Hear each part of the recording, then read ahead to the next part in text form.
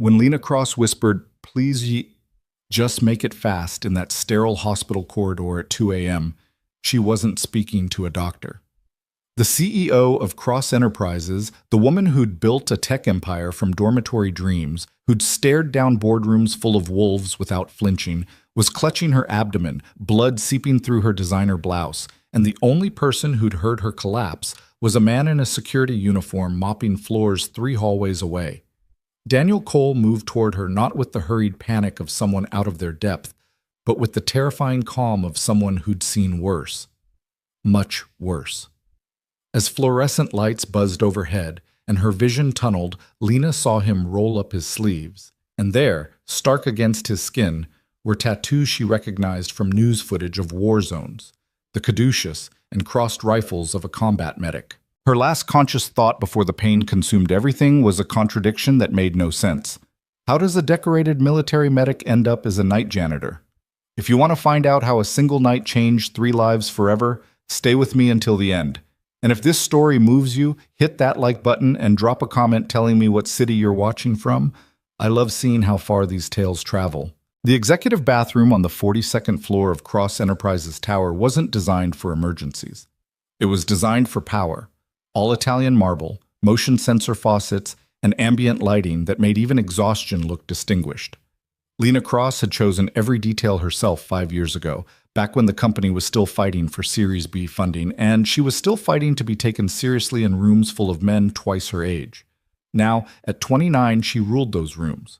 But power meant nothing when your appendix decided to rupture during the one night you'd stayed late to finalize the Singapore acquisition alone. The pain had started as a dull ache around 7 p.m., annoying but manageable. The kind of discomfort Lena had trained herself to compartmentalize alongside disappointment, exhaustion, and the persistent loneliness that came with being the youngest female CEO in the tech sector. She'd pushed through conference calls with Hong Kong and London, her hand occasionally drifting to her right side, pressing gently as if she could will the discomfort away through sheer determination. By 9 p.m., the ache had sharpened into something that made her breath catch. By 11, she was sweating through her silk blouse, her vision swimming as she tried to focus on acquisition documents that suddenly looked like they were written in a language she'd never learned. At 1:47 a.m., when the pain became a white-hot spike that dropped her to her knees in that beautiful bathroom, Lena finally admitted what her body had been screaming for hours. Something was catastrophically wrong. She'd managed to drag herself into the hallway, leaving a smear of blood on the marble she'd always kept immaculate. The executive floor was empty. Of course it was empty, because Lena Cross worked longer and harder than anyone, because that was what it took to stay on top, because letting anyone see weakness was a luxury she'd never been able to afford. The elevator was 30 feet away. It might as well have been 30 miles. That's when she heard the footsteps, the quiet squeak of rubber soles on polished floors that she'd heard dozens of times before without really hearing, background noise in the symphony of her empire. The night cleaning crew. People she'd passed in hallways 100 times without making eye contact, without really seeing them at all beyond noting their efficiency in keeping her world pristine and invisible. Shame hit her even through the agony. She'd prided herself on not being like the other executives who treated service workers like furniture, but the truth was carved into this moment with surgical precision. She didn't know any of their names, didn't know their stories, didn't know anything beyond the fact that they appeared after hours and made problems disappear. "Help!" Her voice came out as a whisper, barely audible over the hum of the HVAC system. "Please, somebody." The footsteps stopped. Then they started again, faster now, purposeful. A figure appeared at the end of the hallway, a man in the charcoal uniform of building security, not the green of the cleaning service. Tall, maybe 6'2", with shoulders that spoke of physical labor and a face that seemed carved from something weathered and permanent.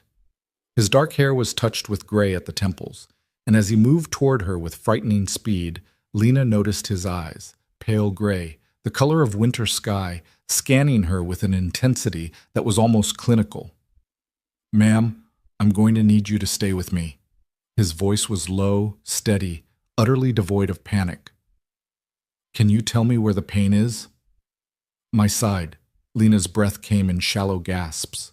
The pain was transcendent now, erasing everything else. Right side. I think, I think something's really wrong. He was beside her in 3 strides, dropping into a crouch with practiced ease. Up close, she could see he was probably in his late 30s, with the kind of face that suggested he'd spent considerable time squinting into harsh light, desert sun maybe, or the glare off snow in high altitudes. There was a small scar above his left eyebrow, another along his jawline. His hands, as they reached toward her, were large and scarred across the knuckles. I'm going to touch your abdomen, okay? I need to assess what we're dealing with. He didn't wait for permission, his fingers already moving to the source of her pain with a gentleness that contradicted the obvious strength in those hands. This is going to hurt. I'm sorry. The pressure of his examination sent lightning through her nervous system. Lena heard herself cry out, a sound she barely recognized as her own voice.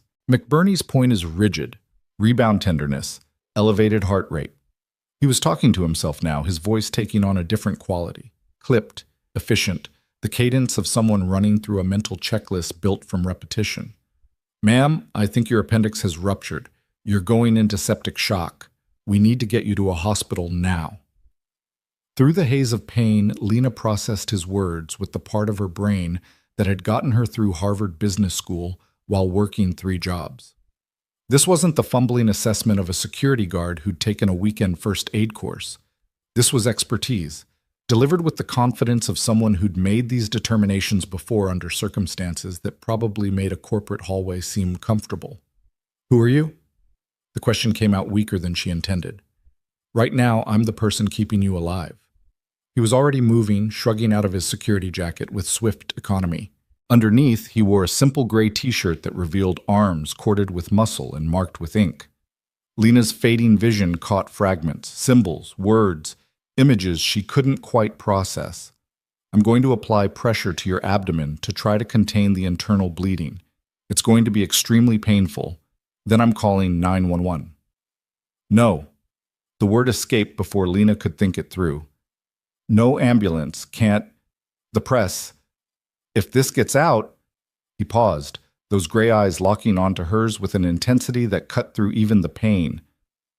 Ma'am, with all due respect, you're dying. I don't particularly care about your press concerns. You don't understand. Lena tried to push herself up, but her arms were shaking too badly. The acquisition. If the board thinks I'm weak, if the Singapore team sees I'm the youngest CEO in the sector, they're waiting for me to fail. One sign of weakness, and you'll be the youngest CEO with a headstone. His voice didn't rise, but something in it stopped her protest cold. I've watched people die from ruptured appendixes. It's not quick, and it's not pretty. Your choice is simple. Risk your reputation or guarantee your death. Choose fast. The bluntness should have angered her. Instead, it clarified everything with brutal honesty. Lena had built her empire on calculated risks, on seeing situations clearly and acting decisively. The pain was making her stupid, making her prioritize image over survival. Call them, she whispered. But can we go somewhere private? Not here in the hallway where cameras. There's a private medical suite on the executive level. He was already lifting her with surprising gentleness, one arm under her knees, the other supporting her back. I've seen it during security walkthroughs. It's meant for board members who need discretion. That work for you? Lena tried to nod, but the movement sent fresh waves of agony radiating through her core. She'd never been carried as an adult, had built her entire identity around being the one who carried others, who bore the weight of decisions and responsibilities that would crush weaker people. Being held like this, helpless, dependent, completely at someone else's mercy, was almost as disorienting as the pain. He moved through the hallways with purpose, navigating the executive level like he'd memorized the layout, which, Lena supposed, he probably had. Security would need to know every inch of the building. She'd approved the hiring protocols herself, though she'd never bothered to meet the night shift crew. They were just names on a spreadsheet, budget lines under facility management.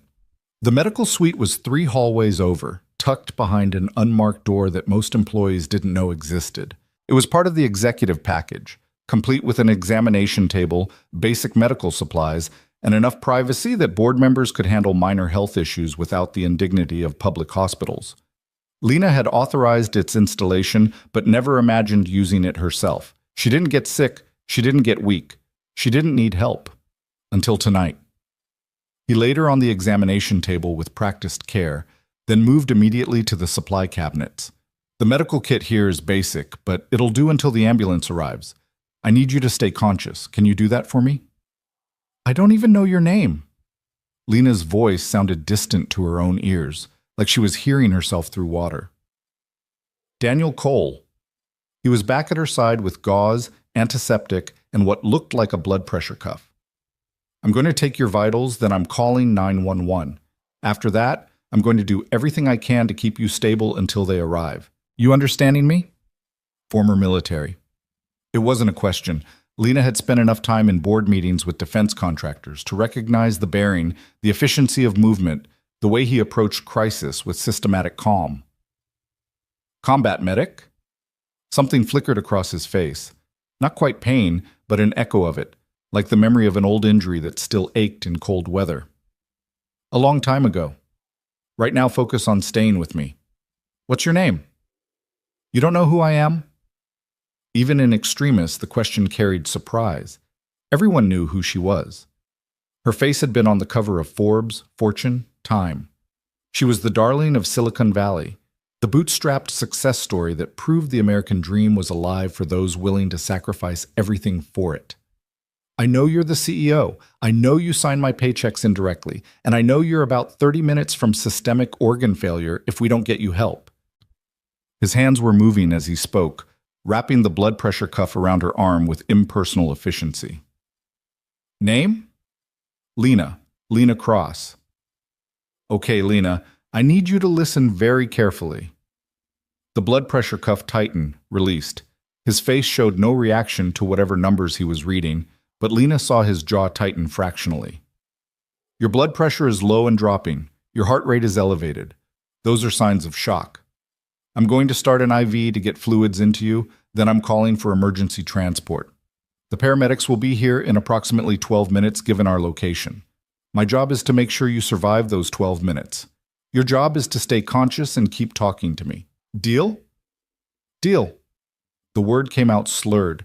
Everything was taking on a dreamlike quality, edges softening, sounds becoming muffled. Daniel? I'm right here. He was inserting an IV with the kind of casual competence that suggested he'd done it hundreds of times in worse conditions. Lena felt the stick of the needle, then the cool rush of saline entering her vein. Stay with me, Lena. Tell me about this acquisition you're so worried about. She understood what he was doing, keeping her talking, keeping her present, keeping her brain engaged so she didn't slip away into the peaceful darkness that was trying very hard to pull her under. It was a kindness delivered with tactical precision. Singapore. The words felt thick in her mouth. Tech manufacturing. If we land it, Cross Enterprises becomes the largest independent hardware supplier in the Asian market. But the board, they don't think I can close it. Too young, too female, too competent, probably. Daniel was on his phone now, his free hand never leaving her wrist, monitoring her pulse.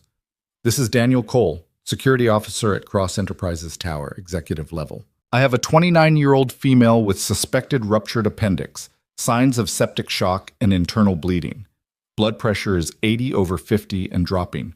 Heart rate is 130 and climbing. I've started an IV with normal saline wide open. His voice faded into background noise as Lena's vision started to tunnel again. The pain had evolved beyond sensation into something almost transcendent, a white noise that was erasing her ability to process anything else.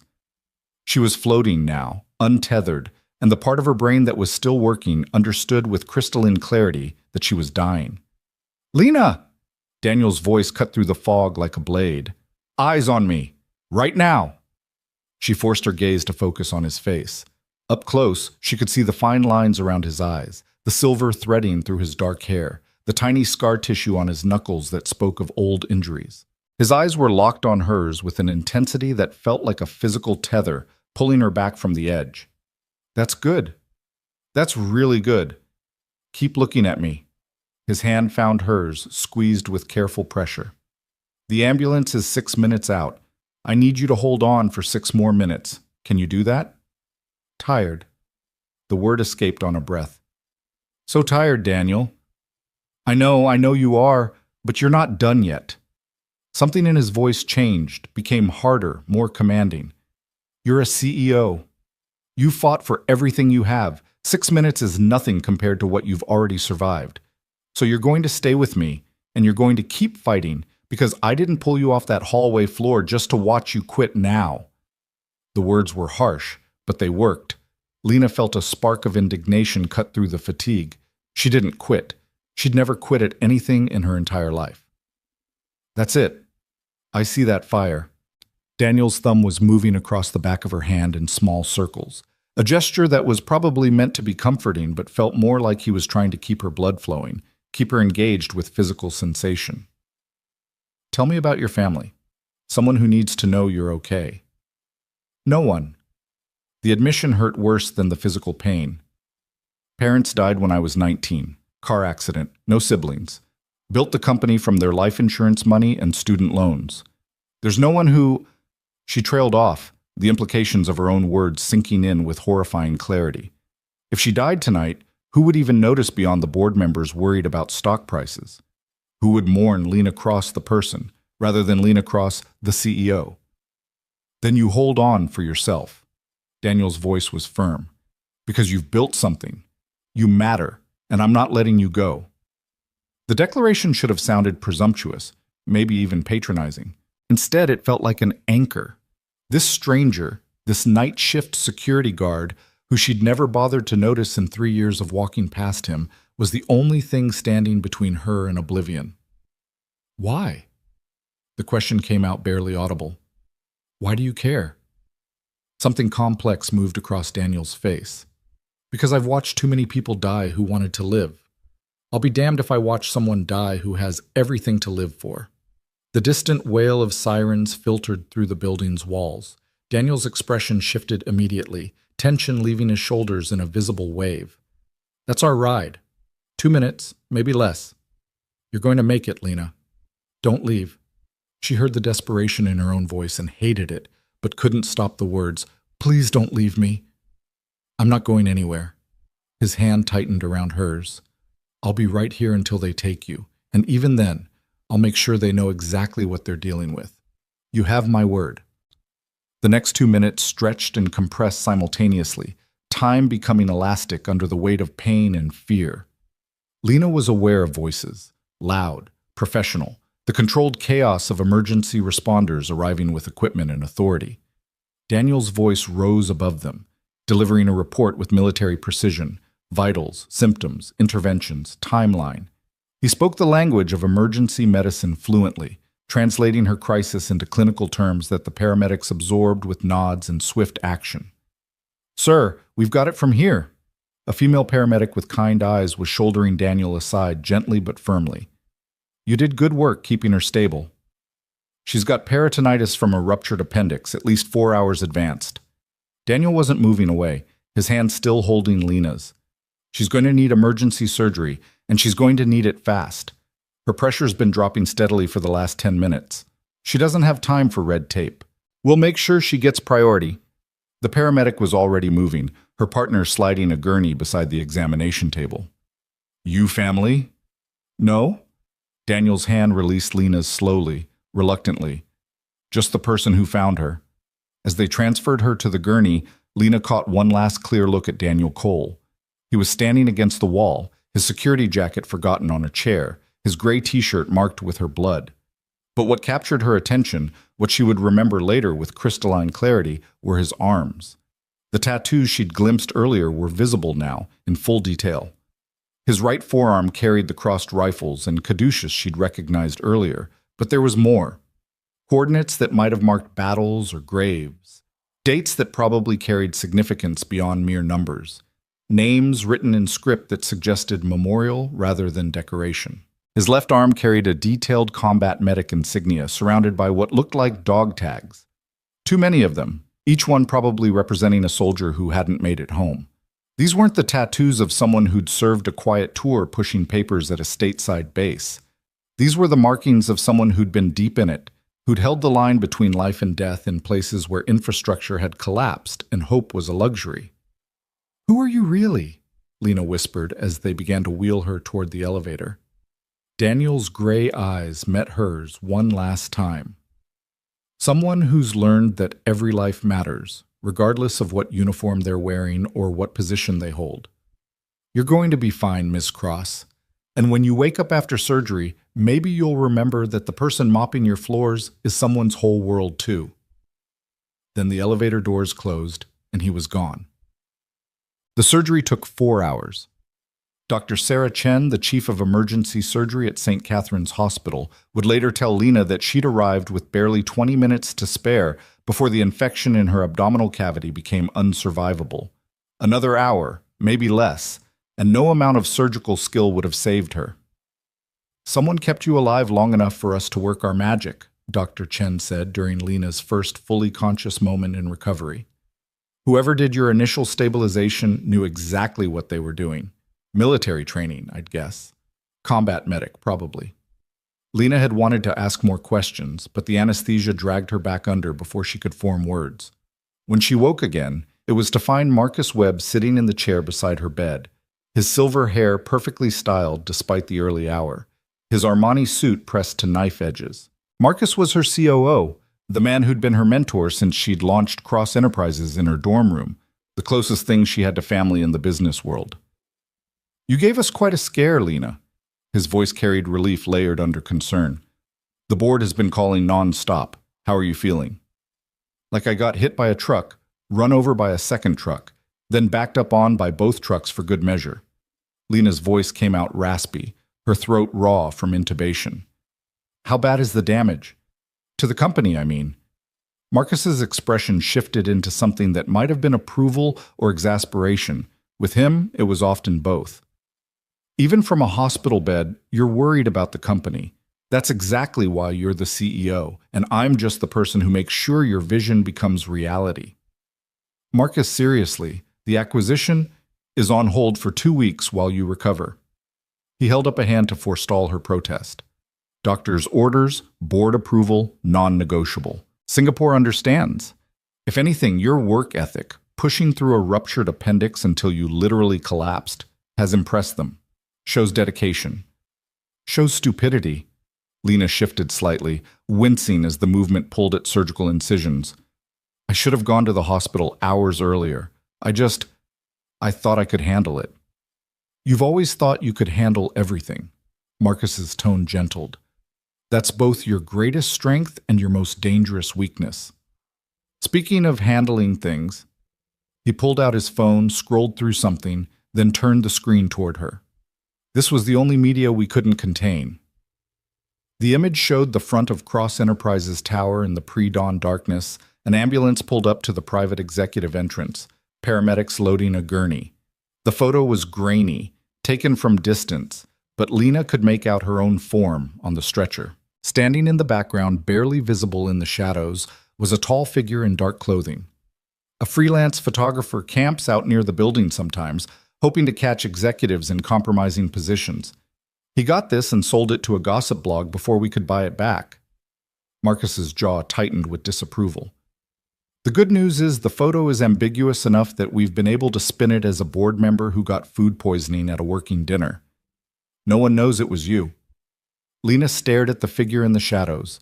Even in the poor quality image, she recognized Daniel's posture, the set of his shoulders. He'd stayed. Even after the paramedics took over, even after his job was technically done, he'd followed them down to the ambulance bay. "Who is that?" She pointed to the figure. "Security guard, I think. Night shift. Why?" "He's the one who found me. The one who kept me alive until the ambulance arrived." Lena's hand drifted to her abdomen, feeling the bandages that covered the surgical site. "Dr. Chen said another hour and I would have died. He bought me that hour, Marcus." "Then we should send him a bonus. A significant one." Marcus was already typing notes into his phone, ever efficient. "I'll have HR pull his file, arrange appropriate compensation." "No!" Marcus looked up, surprised. "No? I want to thank him myself, privately." Lena wasn't sure why the distinction mattered, only that it did. He asked for nothing, didn't try to leverage the situation, didn't call press, didn't do anything except help because he could. That's rare, Marcus. That's decent human behavior, Marcus countered, which shouldn't be rare but somehow is, especially in our world. He studied her with the assessing gaze that had made him a legend in corporate strategy. You're different. Something about this has shaken you. I collapsed in my own building, and the only person who noticed was someone I've walked past 100 times without seeing. Lena's voice came out harder than she intended. Someone whose name I didn't know, whose story I never bothered to learn. What does that say about me? It says you're a CEO of a major corporation with 1,000 demands on your attention every day. Marcus's tone was gentle but firm. You can't know everyone, Lena. That's not a moral failing, it's basic mathematics. Maybe. Lena closed her eyes, exhaustion pulling at her. But I knew I needed help, and the only person who answered was someone I'd rendered invisible. That has to mean something. Marcus was quiet for a long moment. When he spoke again, his voice carried an unusual note of vulnerability. When I had my heart attack 3 years ago, I was in my office alone at 2 a.m., working on the Henderson merger. You know who found me? The cleaning woman whose name I'd never learned. She called 911, stayed with me, held my hand while I was terrified I'd die before my kids graduated college. I never told you because I was embarrassed. But yes, Lena, it means something. Lena opened her eyes to find her mentor looking older than she'd ever seen him, the polished veneer cracking just enough to show the human underneath. Her name was Rosa, Marcus continued. She worked for the building cleaning service for 12 years. I gave her a thank you card and a gift certificate to a restaurant she probably couldn't actually afford to eat at, even with the certificate. It's one of my deepest regrets that I never really understood what she gave me that night. What happened to her? She retired 2 years ago, moved back to Guatemala to be near her grandchildren. Marcus smiled sadly. I sent her a generous check with her retirement. It was the least I could do, and far less than she deserved. Lena processed this in silence, adding it to her growing understanding that her near-death experience was revealing truths about her life she'd been too busy succeeding to notice. Find out everything about Daniel Cole, she said finally, not for compensation, for understanding. I need to know who he is, why he's working night security when he clearly has the skills for more, and what I can do to properly acknowledge what he did. I'll have a full background report by tomorrow. Marcus stood, smoothing his suit. Rest now. The company will survive 2 weeks without you micromanaging every decision. Your job is to heal. After he left, Lena lay in the hospital bed staring at the ceiling, replaying the events of that night in fragments. Daniel's calm voice, his steady hands, the way he'd refused to let her slip away, commanding her to stay present, with an authority that brooked no argument. The tattoos. She kept coming back to the tattoos. Each mark had been a choice, a permanent record of something that mattered enough to carry forever. The coordinates might have been where friends died. The dates might have marked the worst days of his life. And yet he wore them openly, unashamed, a walking memorial to battles that most people would want to forget. Who chooses to carry their trauma that visibly? Someone who's learned that forgetting is worse than remembering, Lena thought. Someone who's decided that the weight of memory is the price of honor. She'd built her empire by being forward-looking, by refusing to be dragged down by setbacks or losses. When her parents died, she'd channeled grief into ambition. When early investors rejected her, she'd used their dismissal as fuel. When the tech press called her company a long shot, she'd worked twice as hard to prove them wrong. But maybe, in all that forward momentum, she'd lost something essential. Maybe there was wisdom in pausing to acknowledge debts, to recognize that success wasn't a solo achievement, but a collective effort built on the labor of people whose names never made it into Forbes articles. The night shift worker who kept the building clean so she could focus on strategy. The security guard who kept watch so she could work late without fear. The IT staff who maintained systems so her vision could flow uninterrupted into reality. Daniel Cole had saved her life, yes, but more than that, he'd shown her how blind she'd become to the infrastructure of human effort that made her success possible. When she closed her eyes, she saw his gray eyes locked on hers, heard his voice cutting through the pain. I'm not letting you go. A stranger had cared more about her survival than she'd cared about learning his name. That, Lena decided, was going to change. The background report Marcus delivered 2 days later was simultaneously illuminating and frustrating in what it revealed and what it concealed. Daniel Cole, 38 years old, had served 12 years in the Army as a combat medic, including 4 deployments to Afghanistan and 2 to Iraq. His service record was exemplary. Multiple commendations for valor, 2 Purple Hearts, a Silver Star. The details of his decorations were sparse, hidden behind classification markers and redacted paragraphs. But what came through clearly was a portrait of someone who'd run toward danger repeatedly, while others ran away. He'd left the service 6 years ago with an honorable discharge and a recommendation letter from his commanding officer that described him as one of the finest medics and human beings I've had the privilege of serving alongside. After his discharge, Daniel had worked briefly as an emergency room nurse, then as a paramedic. Both positions had ended not due to performance issues, but due to what HR files delicately termed excessive risk-taking in pursuit of patient welfare. Reading between the lines, Lena surmised that Daniel had prioritized saving lives over following protocols, a trait that served well in combat, but less so in liability-conscious civilian medicine. For the past 4 years, he'd worked night security at Cross Enterprises Tower, a massive step down in both prestige and pay from his previous roles. His employment file was thin, perfect attendance, no complaints, annual reviews that praised his professionalism and discretion. He was, by all accounts, invisible in the way that good security should be. The most important detail, however, came in a single line that Marcus had highlighted. Emergency contact, Emma Cole, daughter, age 12. Daniel was a single father. That fact recontextualized everything. A man with combat medic training working night security wasn't underachieving or wasting his potential. He was choosing stability over prestige, choosing to be present for his daughter over chasing career advancement.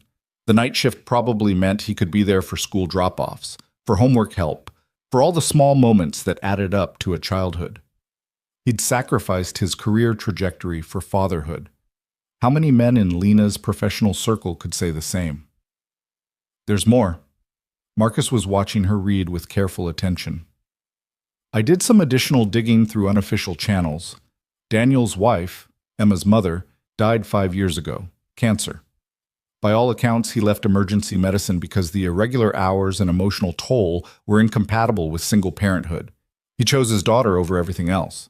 Lena looked up from the report. Everything else, including proper recognition for saving my life, I'm guessing. Has he said anything to anyone about that night? Nothing. According to the building security supervisor, Daniel filed a standard incident report noting that he'd provided first aid to an executive who'd experienced a medical emergency. No names, no details, no attempt to leverage the situation. Marcus's expression carried a mix of respect and puzzlement. He's been offered interviews by 3 news outlets who somehow got wind that there was more to the story. He's declined all of them. Because attention would disrupt the quiet life he's built for his daughter. Lena set the report aside.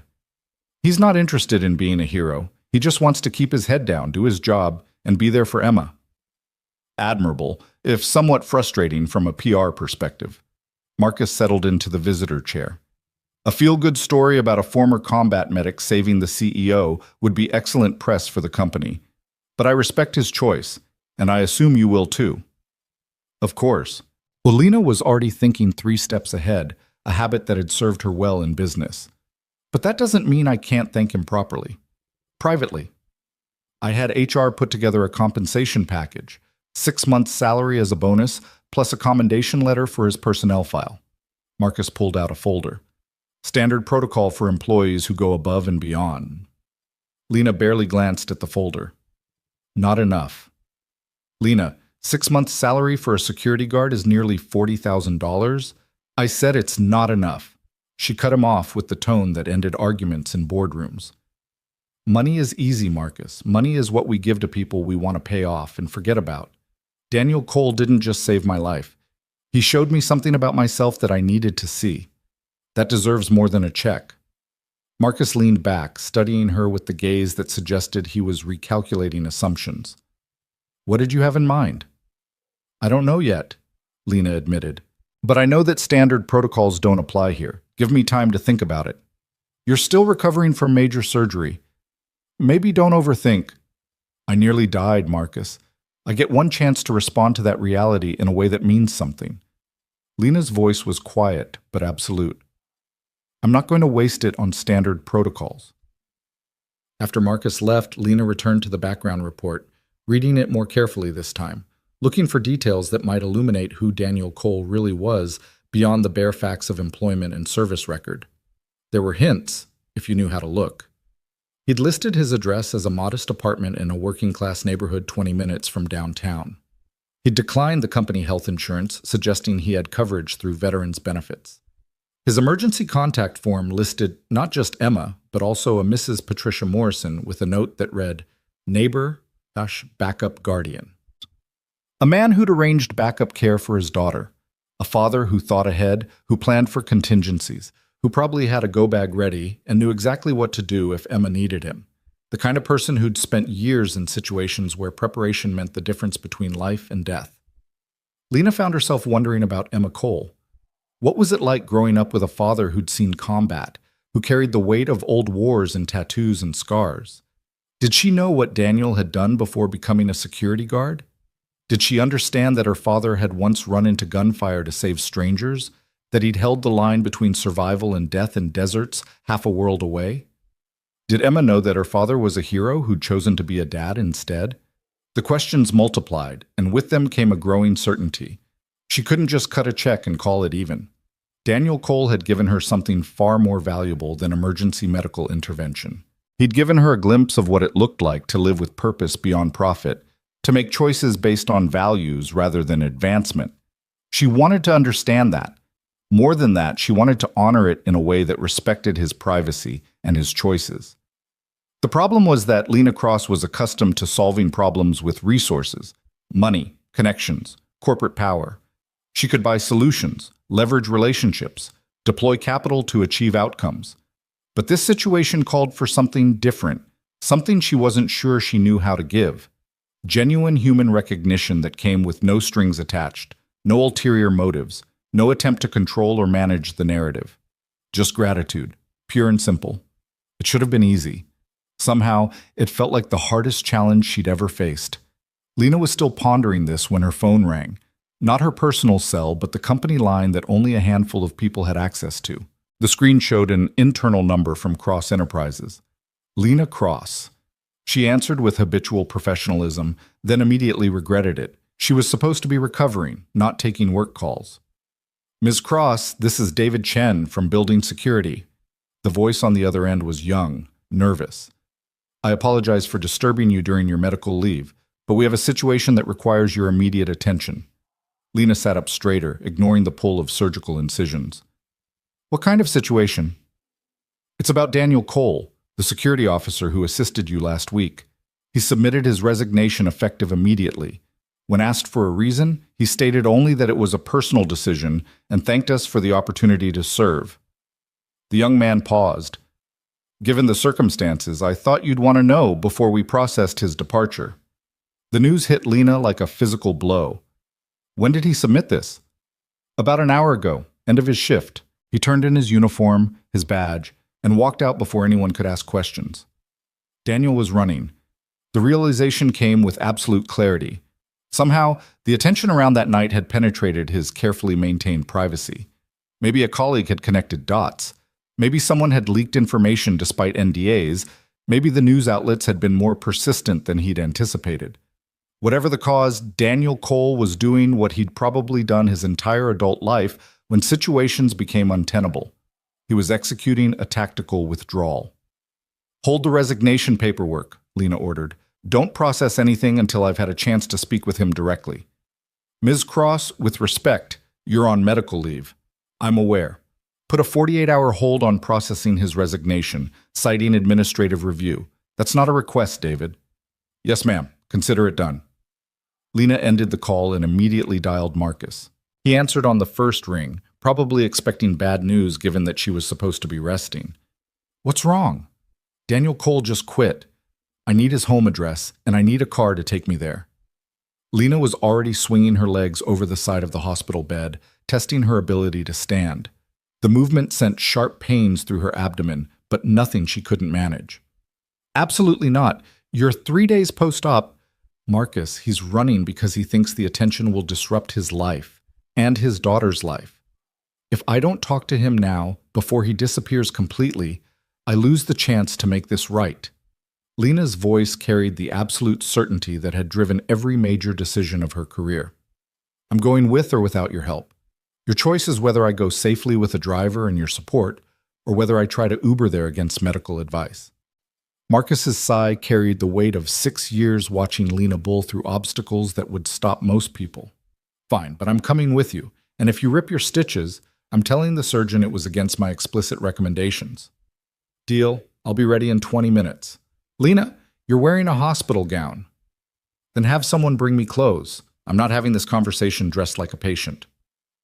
30 minutes later, dressed in the spare business casual outfit Marcus had somehow procured, she didn't ask how, Lena was settled into the back of a town car heading toward an address in a neighborhood she'd never visited despite living in the city for 8 years.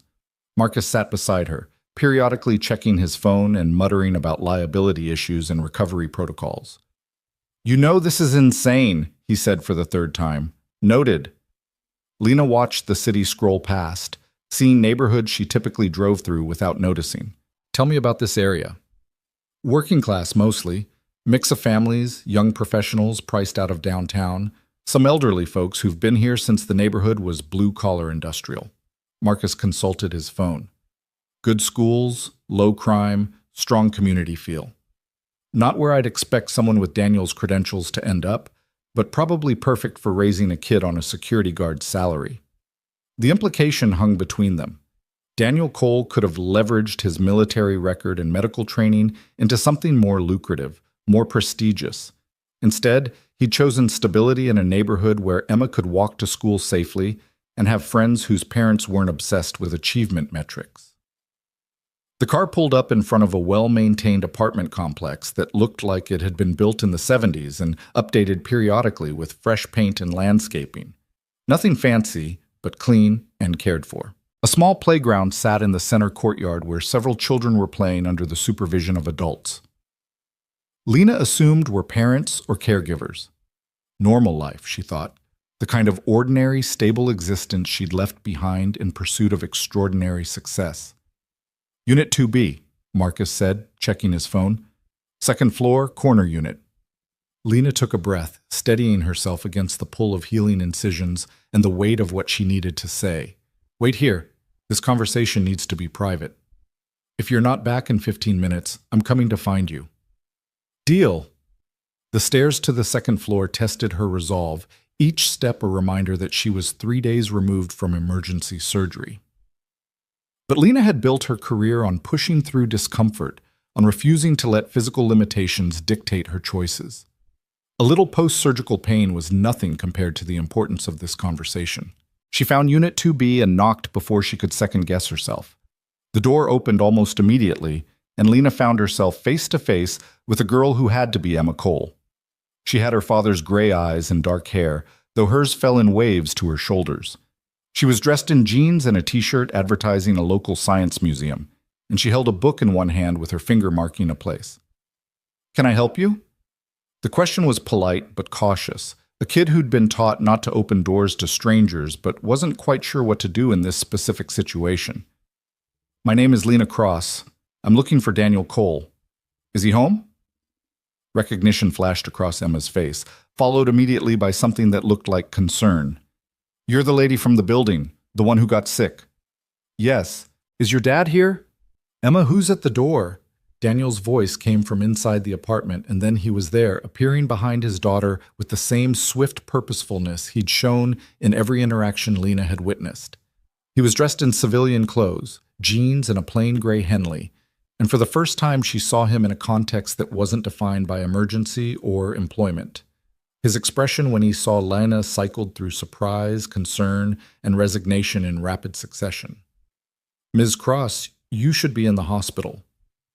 I was discharged yesterday against Dr. Chen's strenuous objections. Lena gestured at herself, noting his assessing gaze, cataloging her condition with practiced speed. I'm healing well, thanks to someone buying me enough time to reach surgery. May I come in? I promise this won't take long. Daniel hesitated, his hand on Emma's shoulder in a gesture that was both protective and grounding. Then he nodded, stepping back. Emma, can you give us a few minutes? You can read in your room. But I wanted to finish this chapter in the living room. Emma. The single word carried gentle authority. Please. The girl looked between them with an expression suggesting she understood this was adult business that concerned her but from which she was being deliberately excluded. She disappeared down a hallway with her book, closing a door with just enough force to register protest without quite qualifying as a slam. Daniel gestured Lena toward a small living room furnished simply but comfortably, a couch that looked like it had weathered years of use but was clean and maintained, a bookshelf crowded with a mix of medical texts, military history, and what appeared to be Emma's young adult fiction collection, a coffee table covered with homework papers and pencils. It was the home of someone who had their priorities straight. You shouldn't be here. Daniel remained standing, his posture carrying echoes of military bearing even in casual clothes. You're barely 3 days post-op. If you rip your stitches, then I'll deal with the consequences, just like I dealt with the consequences of ignoring my appendix until it ruptured.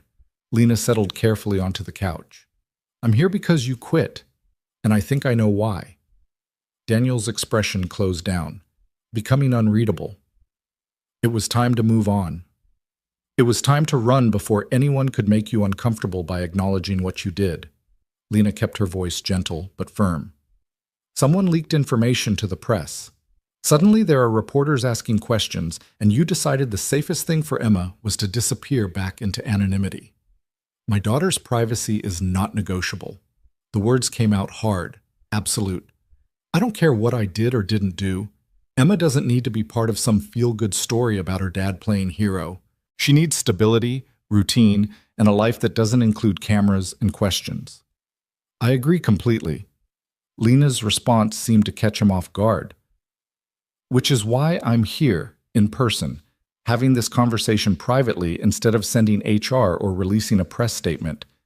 You saved my life, Daniel. I owe you more than a disrupted life as payment. You don't owe me anything. Daniel moved to the window, looking out at the courtyard where Emma's peers were playing. I did what anyone with my training would do. It wasn't personal. It wasn't heroic. It was just necessary. The fact that you're recovering well is all the payment I need. Except it was personal. Lena rose carefully, moving to stand near him, though not close enough to invade his space. You held my hand. You kept me talking. You told me I mattered, even though you'd never met me before that night. That's personal, Daniel. That's human connection in the middle of crisis. His jaw tightened. Ms. Cross, Lena, if we're going to have this conversation, you should use my name. Lena. He turned to face her, and she saw the same intensity in his gray eyes that had kept her anchored that night. I've spent 6 years building a life for Emma, where the only thing that matters is that she's safe, happy, and able to be a kid. No cameras, no attention, no complications. What you're offering, gratitude, recognition, whatever, it comes with complications. People will want to know my story. They'll want to know about Emma's mom, about my service, about why I'm working security instead of emergency medicine. And once that door opens, I can't close it again. So you're choosing to close it by running. Lena understood the impulse even as she knew it was ultimately futile. But here's what you're not considering. Emma already knows you're remarkable. Kids aren't stupid, Daniel. She knows her dad has skills that most security guards don't have. She knows there's more to your story. By refusing to acknowledge it, you're teaching her that extraordinary things should be hidden and that service deserves no recognition. Daniel's expression shifted, something flickering across his face that might have been uncertainty. I'm not saying you should court publicity. I'm not saying you should let anyone exploit your story or Emma's privacy. Lena pressed her advantage carefully, knowing she was working against years of defensive instincts. I'm saying that there's a middle ground between seeking attention and pretending nothing happened, and I'm asking for your help finding that middle ground, because I need to acknowledge what you did in a way that respects your choices while also not pretending I owe you nothing. Silence stretched between them, broken only by the distant sounds of children playing in the courtyard and the muffled hum of city traffic. Daniel was thinking, processing, probably running through scenarios with the same tactical assessment he'd use in any high-stakes situation. Finally, he spoke. "What exactly are you proposing?" It was the opening Lena had been hoping for. Not agreement, but willingness to listen. "I don't know yet. That's why I'm here. To understand what you need, what Emma needs, and what would actually honor what happened without disrupting your lives. It starts with a conversation, Daniel. That's all I'm asking for. One conversation where we figure out how to handle this in a way that works for everyone. And if I say the only thing that works is for you to leave and never mention this again, then I'll respect that." Lena met his gaze steadily. "But I'll also always know that I failed to honor a debt that matters more than any business deal I've ever closed. Your choice has to be made knowing that it has consequences for both of us, not just you and Emma." Daniel studied her for a long moment, and Lena had the sense of being evaluated with the same systematic precision he'd used when assessing her medical crisis. Whatever he saw must have satisfied some internal standard because his posture softened fractionally. "One conversation, but Emma stays out of it. This doesn't touch her life." "Agreed. And no press, no public statements, no leveraging this for corporate image." "Agreed. And if at any point I say we're done, we're done. No arguments, no second guessing, no attempts to change my mind." "Agreed." Lena extended her hand. "Do we have a deal?" Daniel looked at her hand for a moment, then took it. His grip was firm, his palm calloused in a way that suggested physical labor and old scars. "One conversation. That's all I'm committing to. That's all I'm asking." Lena felt the weight of the handshake, understanding that she was being granted something Daniel rarely gave: access to the carefully guarded boundaries of his private life. "When would work for you?" "Tomorrow night, after Emma's asleep. There's a diner 2 blocks from here that stays open late. 9 p.m., neutral ground. I'll be there." They released hands, and Daniel stepped back, his expression returning to the careful neutrality that probably served him well in security work. "You should get back to recovering, and maybe take your doctor's advice about resting." "I will, after tomorrow night." Lena moved toward the door, then paused. "Daniel, thank you. Not just for that night, but for this, for being willing to have the conversation." Something softened in his expression just briefly before the walls went back up. "You're persistent. Emma gets that from her mother. It's both admirable and deeply inconvenient. I suspect Emma is lucky to have inherited traits from both her parents." Lena opened the door, then looked back one more time. "See you tomorrow."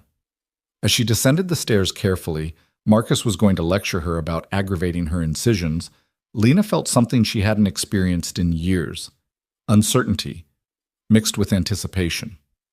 She'd negotiated billion-dollar deals with confidence, stared down hostile boardrooms without flinching, and built an empire through sheer force of will. But one conversation with a former combat medic turned night security guard felt more consequential than any of those victories. Because this time, success wasn't measured in profit margins or stock prices. It was measured in whether she could honor a debt to someone who wanted nothing except to be left alone to raise his daughter in peace. Somehow, that made it the most important negotiation of her career. Marcus was waiting by the car, his expression oscillating between concern and exasperation. "You look terrible." "Thanks for the honesty." Lena slid carefully into the back seat, not bothering to hide her wince. "But I got what I came for. Daniel agreed to meet tomorrow night to discuss how to handle this situation." "That's good. That's progress." Marcus climbed in beside her, his hand already moving to his phone to undoubtedly message someone about this development. "Though I notice you're favoring your left side and moving like someone who's just climbed stairs they had no business climbing. Tomorrow you can yell at me about my recovery choices. Tonight, just get me home so I can rest before I do something else stupid." "Tonight?" Marcus raised an eyebrow. "It's 3 in the afternoon." "It feels like midnight." Lena let her head fall back against the seat, exhaustion crashing over her now that the adrenaline of confrontation had faded. "How do you do it, Marcus? How do you balance the demands of corporate success with being a decent human being who sees the people around you?" The question seemed to catch her COO off guard. He was quiet for a long moment before answering. Honestly, most days I don't. Most days I fail at one or both. But the trying matters, Lena. The conscious choice to keep trying even when it's inconvenient or difficult. That's what separates decent people from people who've forgotten how to be decent. I've been forgetting, Lena admitted quietly. Not intentionally, but through 1,000 small choices to prioritize efficiency over connection, results over relationships. Daniel showed me that. He didn't mean to, but he did. Then maybe nearly dying was the wake-up call you needed. Marcus's voice was gentle. Most people don't get a second chance to reevaluate their priorities. Don't waste yours. Lena closed her eyes, letting the motion of the car lull her toward the sleep her body desperately needed. Tomorrow night she'd sit across from Daniel Cole in a diner and try to find words that could bridge the gap between their worlds, between the CEO who'd forgotten how to see people and the father who'd sacrificed everything to protect his daughter's normalcy. She had no idea what that conversation would reveal, what accommodations they might reach, or whether it was even possible to properly honor what had happened without causing the very disruptions Daniel feared. But for the first time in years, Lena Cross was approaching a negotiation without a predetermined outcome, without a strategy designed to secure maximum advantage, without the armor of corporate certainty. She was approaching it as just Lena, a woman who'd been saved by a stranger and wanted to say thank you in a way that actually mattered. Somehow, that felt like the most honest thing she'd done in a decade. The diner Daniel had chosen was called Rosie's, a place that looked like it had been serving coffee and comfort food since before Lena was born. Red vinyl booths lined the windows, their surfaces patched but clean. The floor was checkered black and white linoleum that showed its age and worn patterns near the counter. A jukebox in the corner played something soft and instrumental, barely audible over the quiet conversations of the handful of late-night patrons scattered throughout the space. Lena arrived 10 minutes early, a habit born from years of business meetings where being first meant controlling the environment. But this wasn't a business meeting, and the only control she had was over her own expectations. She slid into a booth near the back, ordered coffee from a waitress who looked like she'd been working this shift since the Reagan administration, and waited. Daniel arrived exactly at 9, his punctuality suggesting military discipline never quite left you even years after discharge. He spotted her immediately, nodded once, and crossed the diner with the economical movement of someone who never wasted energy on unnecessary motion. He slid into the booth across from her, and Lana noticed he'd positioned himself facing the door. Another habit from another life. "You came," he said, as if there'd been doubt. "I said I would." Lena wrapped her hands around the coffee mug, seeking its warmth. "Thank you for agreeing to this." The waitress appeared before Daniel could respond, setting down a cup of black coffee without being asked. "The usual, Danny?" "Thanks, Marie." Daniel's smile transformed his face for a moment, showing a warmth that Lena hadn't seen before. "How's your grandson doing?" "Basketball scholarship came through, full ride to state." Marie's pride was evident in every word. "Your advice about the application essay made all the difference." "He did the work. I just pointed him in the right direction." Daniel took a sip of his coffee. "Tell him congratulations from me." Marie beamed, then turned to Lena. "You eating, honey? Or just coffee?" "Just coffee for now, thank you." After Marie left, Lena studied Daniel across the table. In the diner's softer lighting, he looked less like a security guard and more like what he actually was. A man in his late 30s carrying the weight of experiences most people only saw in movies. The scars she'd noticed before were more visible now, the one above his eyebrow, another along his jawline, a thin line on his neck that disappeared beneath his collar. "You're a regular here," she observed. "Emma and I come in for breakfast most Saturdays. Marie's known her since she was 6. Daniel's hands were wrapped around his own mug, his fingers showing the calluses and old scars of someone who'd worked with their hands for years. "This place is part of our routine, part of the normal life I've built for her." The implication was clear. This was his territory, his world, and Lena was the outsider being granted temporary access. She needed to respect that boundary. "Tell me about Emma," Lena said. "Not because I want details for some story, but because I want to understand what you're protecting." Daniel's expression shifted, becoming simultaneously guarded and open, in the way parents got when discussing their children, wanting to share pride while fearing exposure. She's 12, loves science, particularly biology, wants to be a marine biologist when she grows up, which is ambitious considering we live 500 miles from the nearest ocean. His mouth quirked in something that wasn't quite a smile. She's smart, probably smarter than I was at her age. Gets that from her mother. Your wife. Lena kept her voice gentle. I read in your file that she passed 5 years ago. I'm sorry. Cancer. Stage 4 by the time they caught it. She lasted 9 months after diagnosis.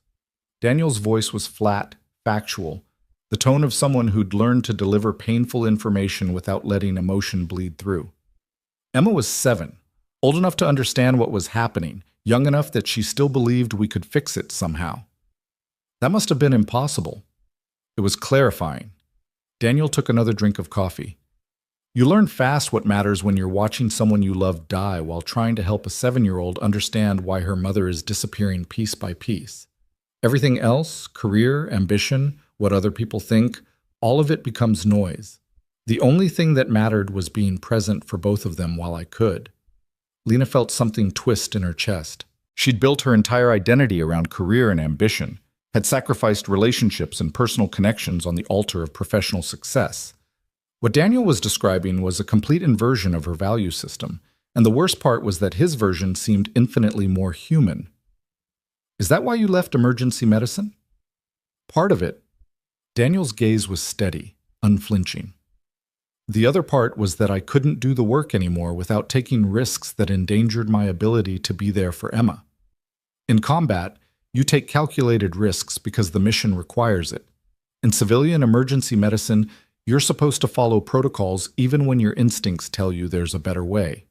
I couldn't reconcile those two things, and I couldn't afford to lose my license over insubordination. So you chose a job that would never challenge your skills, but would guarantee you could be present for Emma. I chose a job where my daughter would never worry about whether I was coming home. Daniel's voice carried an edge now, defensive. You might see that as wasting my potential. I see it as being the parent Emma needs. I wasn't criticizing. Lena leaned forward slightly. I was observing that you made a choice most people wouldn't have the courage to make. You walked away from prestige and recognition to mop floors and check ID badges, and you did it because you understood what actually mattered. That's not weakness, Daniel. That's strength most people never develop. He studied her for a long moment, his gray eyes assessing. Why are you really here, Lena? And don't tell me it's just about gratitude. You could have sent a check, arranged a quiet bonus, and moved on with your life. Instead, you're sitting in a diner at 9 p.m. when you should be recovering from surgery, talking to a man you barely know about his life philosophy. What are you actually looking for? The directness of the question deserved an equally direct answer. Lena set down her coffee mug and met his gaze without flinching. I'm looking for understanding. When I collapsed in that hallway, I was completely alone by choice. I'd built a life where success meant never needing anyone, where vulnerability was weakness and connection was a liability. And then I nearly died, and the only person who noticed was someone I'd walked past hundreds of times without seeing. That's not gratitude talking, Daniel. That's shame. You can't see everyone. Daniel's response was immediate, almost reflexive. That's not realistic given your position. Maybe not, but I can see the person who saved my life. I can acknowledge that my definition of success has been incomplete. Lena's voice carried conviction built from 3 days of reflection in a hospital bed. You showed me something about myself I'd been avoiding. Now, I'm trying to figure out what to do with that knowledge. Daniel was quiet for a moment, his fingers drumming a soft pattern on the table. When he spoke again, his voice carried less defensiveness and more curiosity. What do you think you learned? That I've been measuring my worth by the wrong metrics. The admission came easier than Lena expected. I've equated success with power, influence with importance, wealth with value. But when it came down to life and death, none of that mattered. What mattered was whether someone with the right skills and the right heart happened to be nearby. You were both, Daniel. And the fact that I didn't know your name before that night, didn't know your story, didn't see you as anything more than part of the building's infrastructure, that's on me. So this is about easing your conscience. It wasn't quite an accusation, but it carried weight. Partly, Lena admitted. But it's also about trying to become someone who doesn't need these kinds of wake-up calls to see clearly. I want to honor what you did, yes. But more than that, I want to understand how you made the choices you've made so I can make better choices going forward.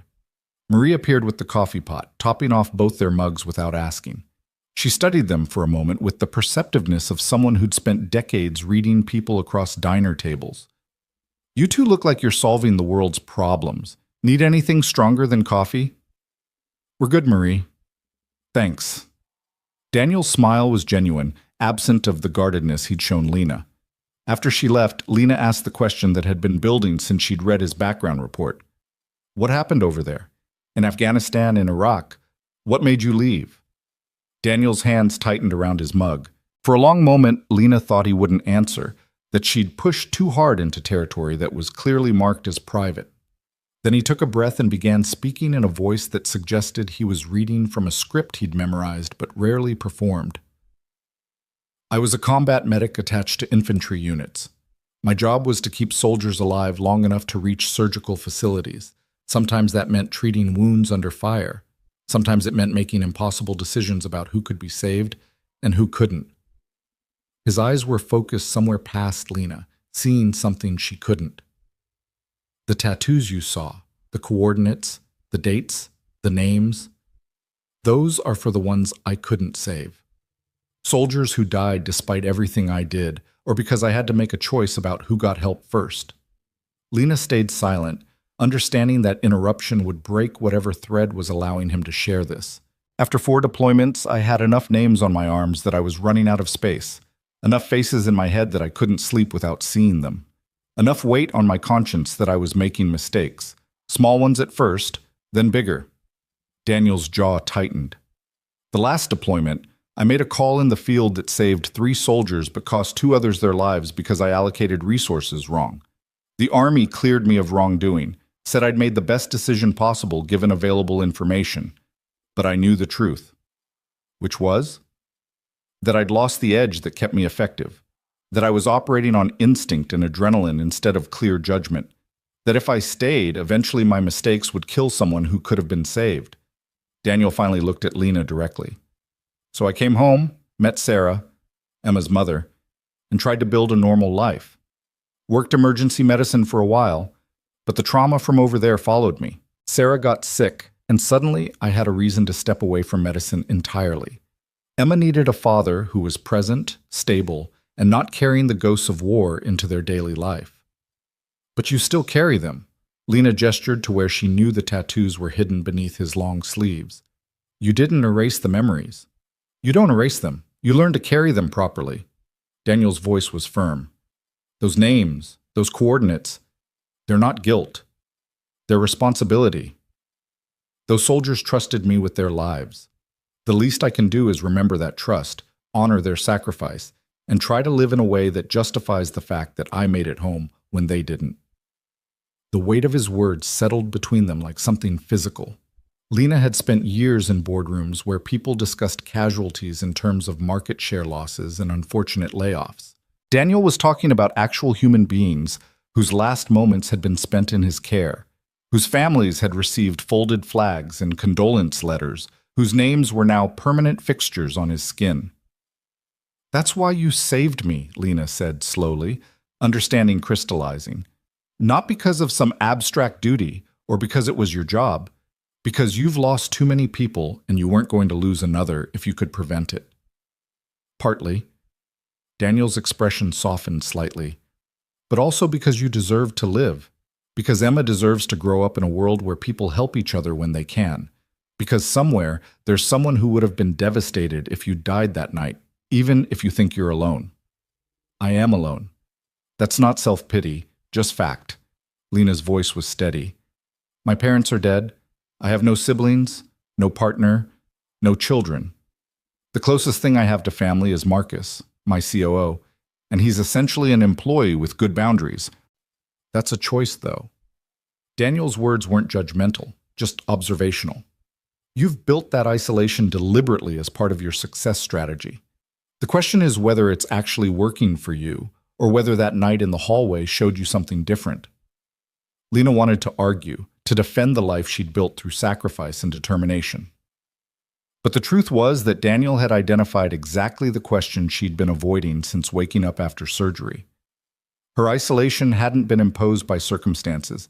It had been engineered through 1,000 decisions to prioritize work over relationships, achievement over connection, individual success over collective support. "It's not working," she admitted quietly. "Or rather, it's working exactly as designed, and the design is flawed. I've built an empire, but no life. Achieved success, but lost meaning. And I didn't realize how completely I'd hollowed myself out until I was dying alone in a hallway I built. So change it." Daniel made it sound simple, which was both infuriating and clarifying. "You're the CEO. You control your schedule, your priorities, your life. If you don't like what you've built, build something different." It's not that simple. It's exactly that simple. Not easy, but simple. Daniel leaned forward slightly, his intensity focused like a laser. "Every day you make thousands of decisions about where your time and attention go. Start making different decisions. Start seeing the people around you. Start building connections instead of just building market share. You have the power to change your life, Lena. Most people don't. Use it." The challenge in his voice sparked something in Lena that felt like anger but might have been hope. "You make it sound like I can just flip a switch and become a different person." "No, I'm saying you can make different choices that, over time, build into a different life." Daniel's voice gentled. "I didn't become a good father overnight. I made mistakes, failed Emma in ways large and small, and had to learn how to prioritize her needs over my own comfort. But every day I made the choice to try again, to do better, to be more present. That's all anyone can do. Make the next choice slightly better than the last one." Lena absorbed this, feeling the truth of it settle into her bones. She'd spent her career thinking in terms of grand strategies and bold moves, but what Daniel was describing was something more fundamental, the accumulation of small, consistent choices that built into meaningful change. "Okay," she said finally. "Let's say I want to start making those different choices. Let's say I want to honor what you did by becoming someone who sees people instead of just resources. Where do I start?" Daniel considered the question seriously, his gaze drifting to the window where Rosie's neon sign cast colored light into the night. "Start with the people closest to you, the ones who work in your building every day. Learn their names, ask about their lives, not as some corporate initiative or PR strategy, but as genuine human interest. You don't have to be everyone's friend, but you can acknowledge their existence and their value." "That seems too small to matter." "Small things accumulate." Daniel's smile was slight but genuine. "Emma once asked me why I always say good morning to the crossing guard at her school, why I remember the name of the barista at our coffee shop, why I take time to chat with Marie about her grandson. I told her that every person we encounter is living a life as complex as ours, with dreams and struggles and stories that matter just as much as our own, recognizing that costs nothing and gives everything." Lena thought about her own daily routine, arriving at the office early, head down, focused on the day's priorities, leaving late, usually after everyone else had gone home. The security guards, the cleaning crew, the late-night IT staff. They were all just background presence, acknowledged with absent nods, if at all. "I walk past probably 50 people every day without really seeing them," she said slowly. "That's not efficiency. That's blindness." "It's learned behavior," Daniel corrected, "which means it can be unlearned. But it requires intention, Lena. You can't just decide to be more aware and expect it to happen automatically. You have to practice it daily until it becomes natural." "Is that what you did? After coming back from deployment?" "It's what I had to do to stay sane." Daniel's voice carried the weight of hard-won wisdom. "Combat teaches you that life is fragile and people are precious." Coming home, I had to figure out how to live that truth in a world that had moved on without me. Being present for Emma, being part of a community, recognizing the humanity in everyone I encountered, that became my way of honoring the people I couldn't save by fully living the life they didn't get to have. The conversation was interrupted by Marie returning with 2 plates of pie, apple, warm, with the kind of crust that suggested decades of practice. She set them down without asking, adding forks with a knowing smile. "On the house, you both look like you need something sweet." After she left, Lena looked at the pie, then at Daniel. Does everyone in your life take care of you without being asked?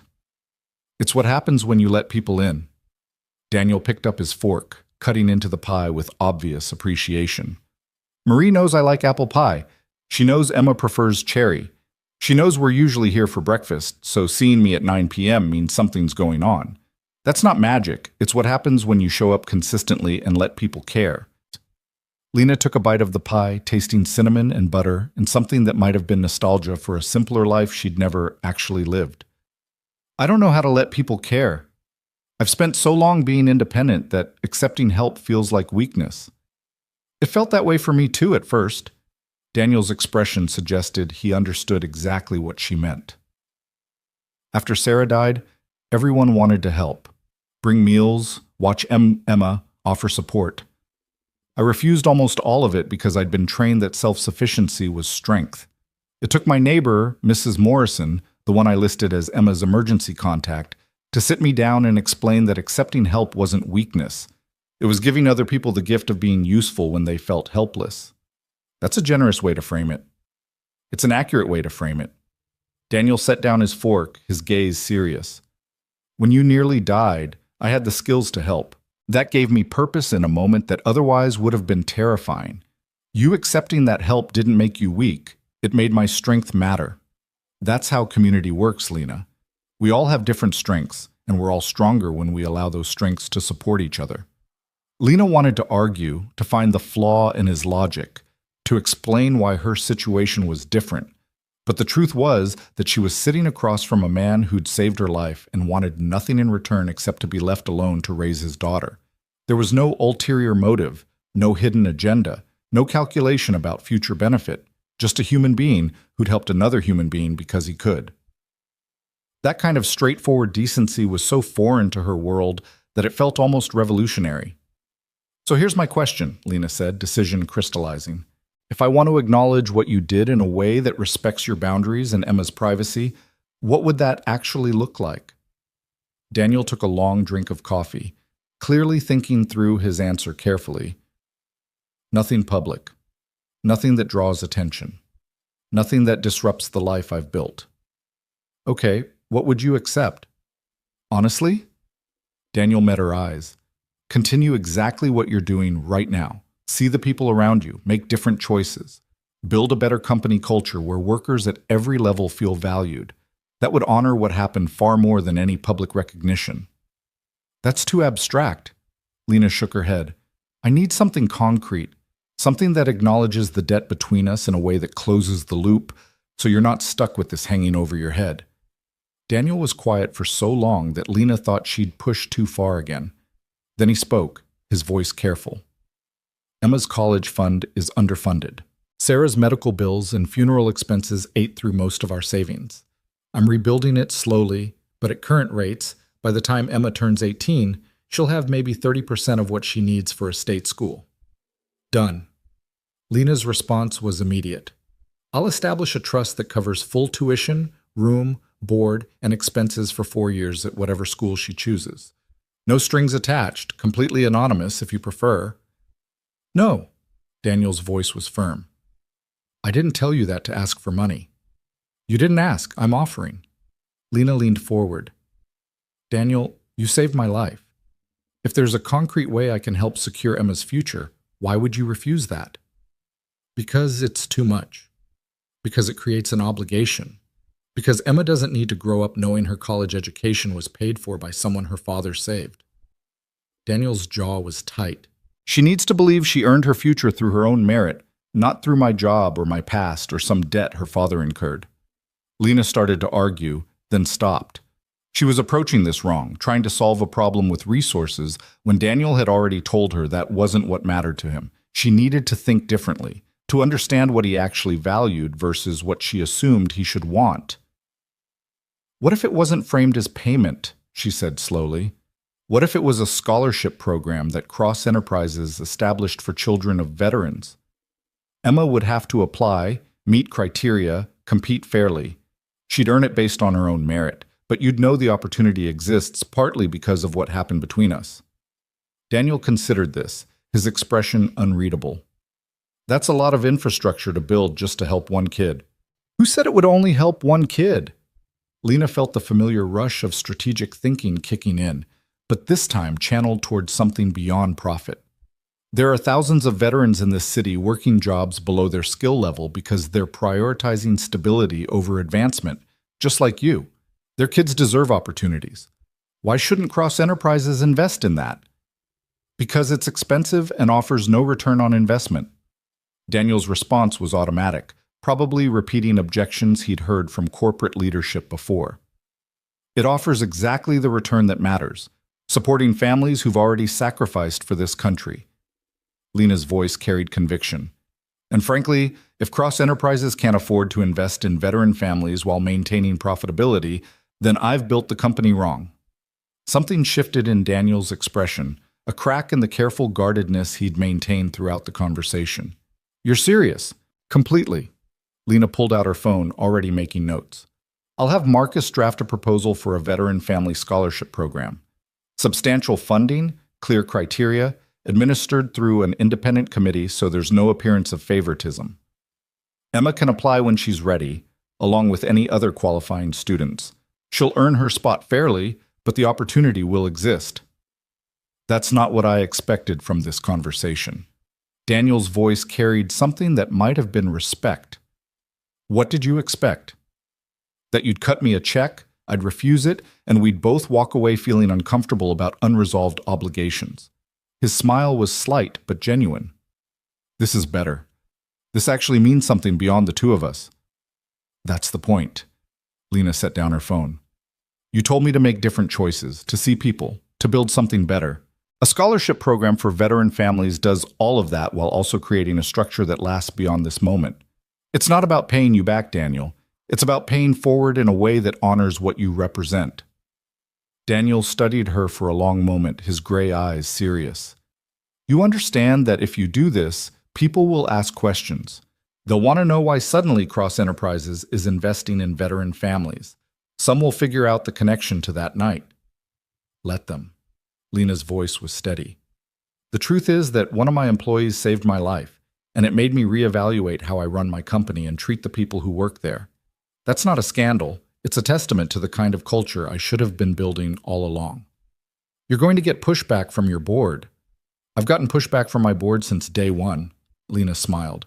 The difference is that this time I'm fighting for something that actually matters, instead of just fighting to prove I belong in the room. Marie returned to clear the empty pie plates, glancing between them with obvious curiosity. You two figure out those world problems yet? Working on it, Daniel said. Rome wasn't built in a day. Neither was a decent piece of pie, but somehow I manage both. Marie winked at Lena. You take care of yourself, honey. Danny here's got good instincts about people. If he's taking time to talk to you, means you're worth the effort. After she left, Lena looked at Daniel with raised eyebrows. High praise. Marie's known me long enough to read me accurately. Daniel glanced at his watch, a basic model that probably cost less than the coffee Lena bought most mornings. I should get back. Emma will be wondering why I'm out so late on a school night. One more question before you go. Lena hesitated, then pushed forward. Do you regret it? Leaving medicine, stepping back from work that used your full skill set, accepting a position that most people would see as beneath your capabilities. Daniel stood, pulling out his wallet to leave cash for Marie despite the pie being on the house. Not for a second. I've watched Emma grow from a grieving 7-year-old into a smart, kind, curious 12-year-old who loves science and helps her classmates with homework and knows that her dad will always be there when she needs him. That's not a consolation prize, Lena. That's the whole point. He started to leave, then turned back. You asked what you learned from that night in the hallway. Here's what I learned. Even CEOs bleed. Even powerful people need help. Even someone who's built an empire can be reduced to their essential humanity by something as simple as a ruptured appendix. Maybe that's the real lesson. We're all just people trying to survive, and the structures we build around ourselves don't change that fundamental truth. Lena watched him walk away, watched him pause at the counter to say something that made Marie laugh, watched him push through the door into the night with the easy confidence of someone who knew exactly who he was and what he valued. She sat alone in the booth for another 20 minutes, finishing her coffee and thinking about small choices that accumulated into different lives. about seeing people instead of functions, about building community instead of just building success. When she finally left Rosie's, she paused to introduce herself properly to Marie, learned that the older woman had worked the night shift for 32 years to be home with her kids during the day, learned that her grandson really was brilliant and headed for great things, learned that Marie had watched hundreds of people come through those doors over the decades and could read life stories in how they held their coffee cups. "You're going to be okay, honey," Marie said as Lena prepared to leave. "I can tell. You've got that look people get when they've decided to stop running from something and start running toward something instead." "What am I running toward?" "That's for you to figure out. But my guess?" Marie smiled with the wisdom of someone who'd served coffee to people at their best and worst. "You're running toward the person you're supposed to be instead of the person you thought you had to become. That's a good direction." Outside, the city was settling into its late-night rhythm. Lena stood on the sidewalk and looked up at the tall buildings that defined the downtown skyline, including Cross Enterprises Tower in the distance. From here, her empire was just one light among many, no more or less significant than the apartments where people like Daniel and Emma lived their lives in quiet dignity. The realization should have been humbling. Instead, it felt like permission to be human, to be imperfect, to measure success by metrics that couldn't be quantified on a balance sheet. Her phone buzzed with messages from Marcus, probably checking on how the meeting went. Lena ignored them for the moment, choosing instead to walk the 3 blocks to where her car was parked, paying attention to her surroundings in a way she usually didn't. She noticed the homeless veteran on the corner with a sign that mentioned service in Desert Storm. She noticed the late-night cleaning crew visible through the windows of an office building, working while the executives who employed them slept. She noticed the security guard at a residential high-rise, standing watch so residents could feel safe. All the invisible infrastructure that made her world possible. By the time Lena reached her car, she'd made several decisions. The Veteran Family Scholarship Program was happening, and it would be substantial enough to make a real difference. She was going to learn the names of every person who worked night shift in Cross Enterprises Tower, starting with security and cleaning staff. And she was going to have a conversation with Marcus about restructuring her schedule to include time for the kind of presence that Daniel had described. Showing up consistently, building relationships, being part of a community instead of just leading a company. Would it be easy? No. Would it feel awkward and uncomfortable at first? Probably. Would her board question whether she was losing her edge? Almost certainly.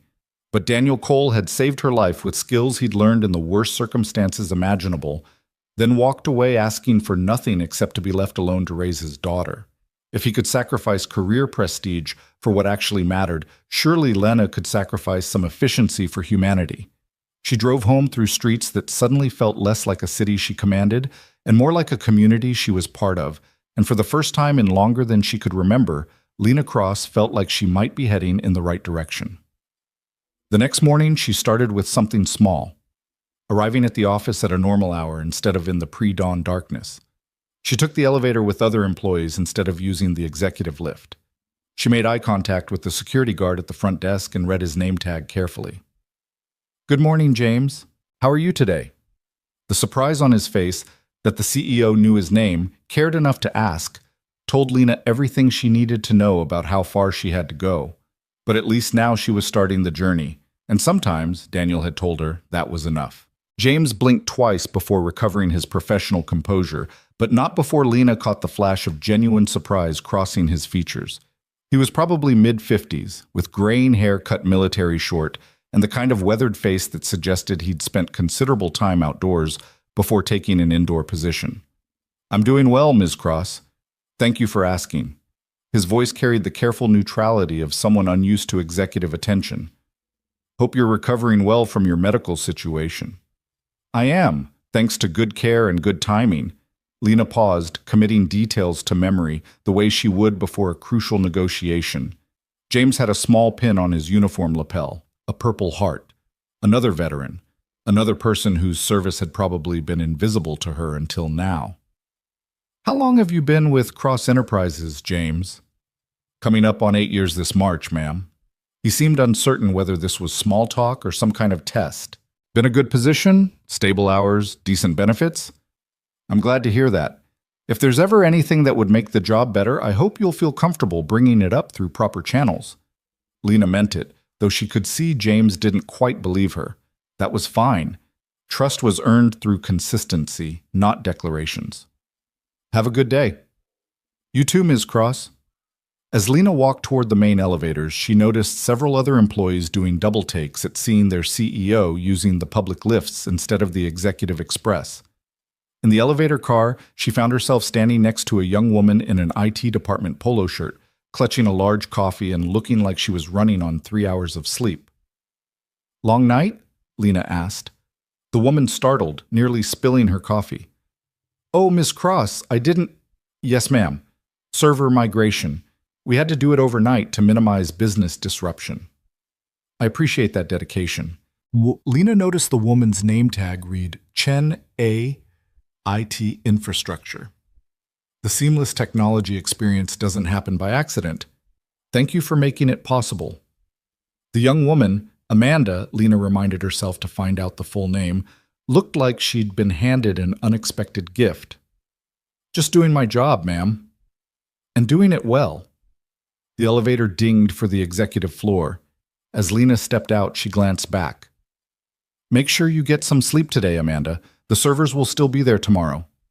The doors closed on Amanda's surprised smile, and Lena continued to her office, already feeling the weight of how much had been invisible to her for so long. Every smooth operation, every perfectly functioning system, every clean floor and secured entrance, all of it required human effort that she'd taken for granted. Marcus was waiting in her office, 2 cups of premium coffee on the meeting table and a tablet loaded with what was undoubtedly the day's urgent priorities. He took one look at her face and set down the tablet with a knowing expression. You're going to upend everything, aren't you? Just the parts that need upending. Lena settled into her chair carefully, still mindful of healing incisions. Tell me about our employee recognition programs, specifically for service workers, security, facilities, IT infrastructure. How do we currently acknowledge their contributions? Marcus pulled up information on his tablet with practiced efficiency. Standard annual reviews, performance bonuses tied to building metrics, employee of the month recognition in the company newsletter. Why?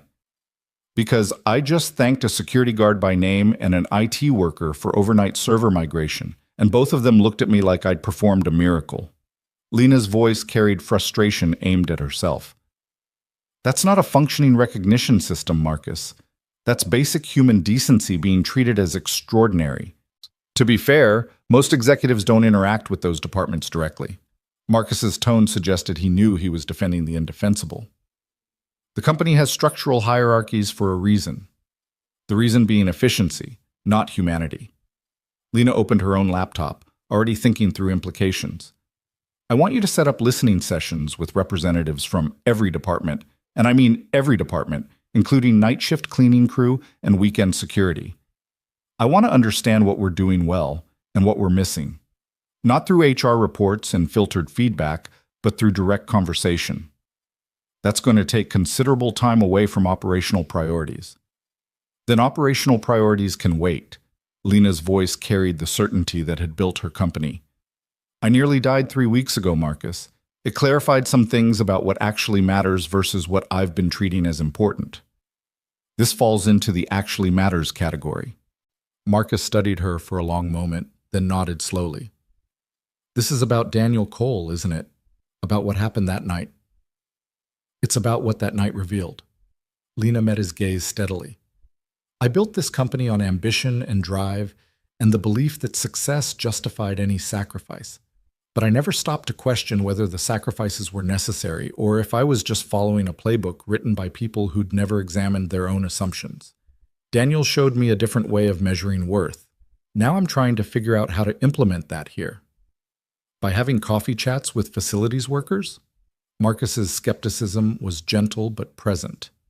By starting to see the people who make this company function and recognizing that their contributions matter beyond what shows up on quarterly reports.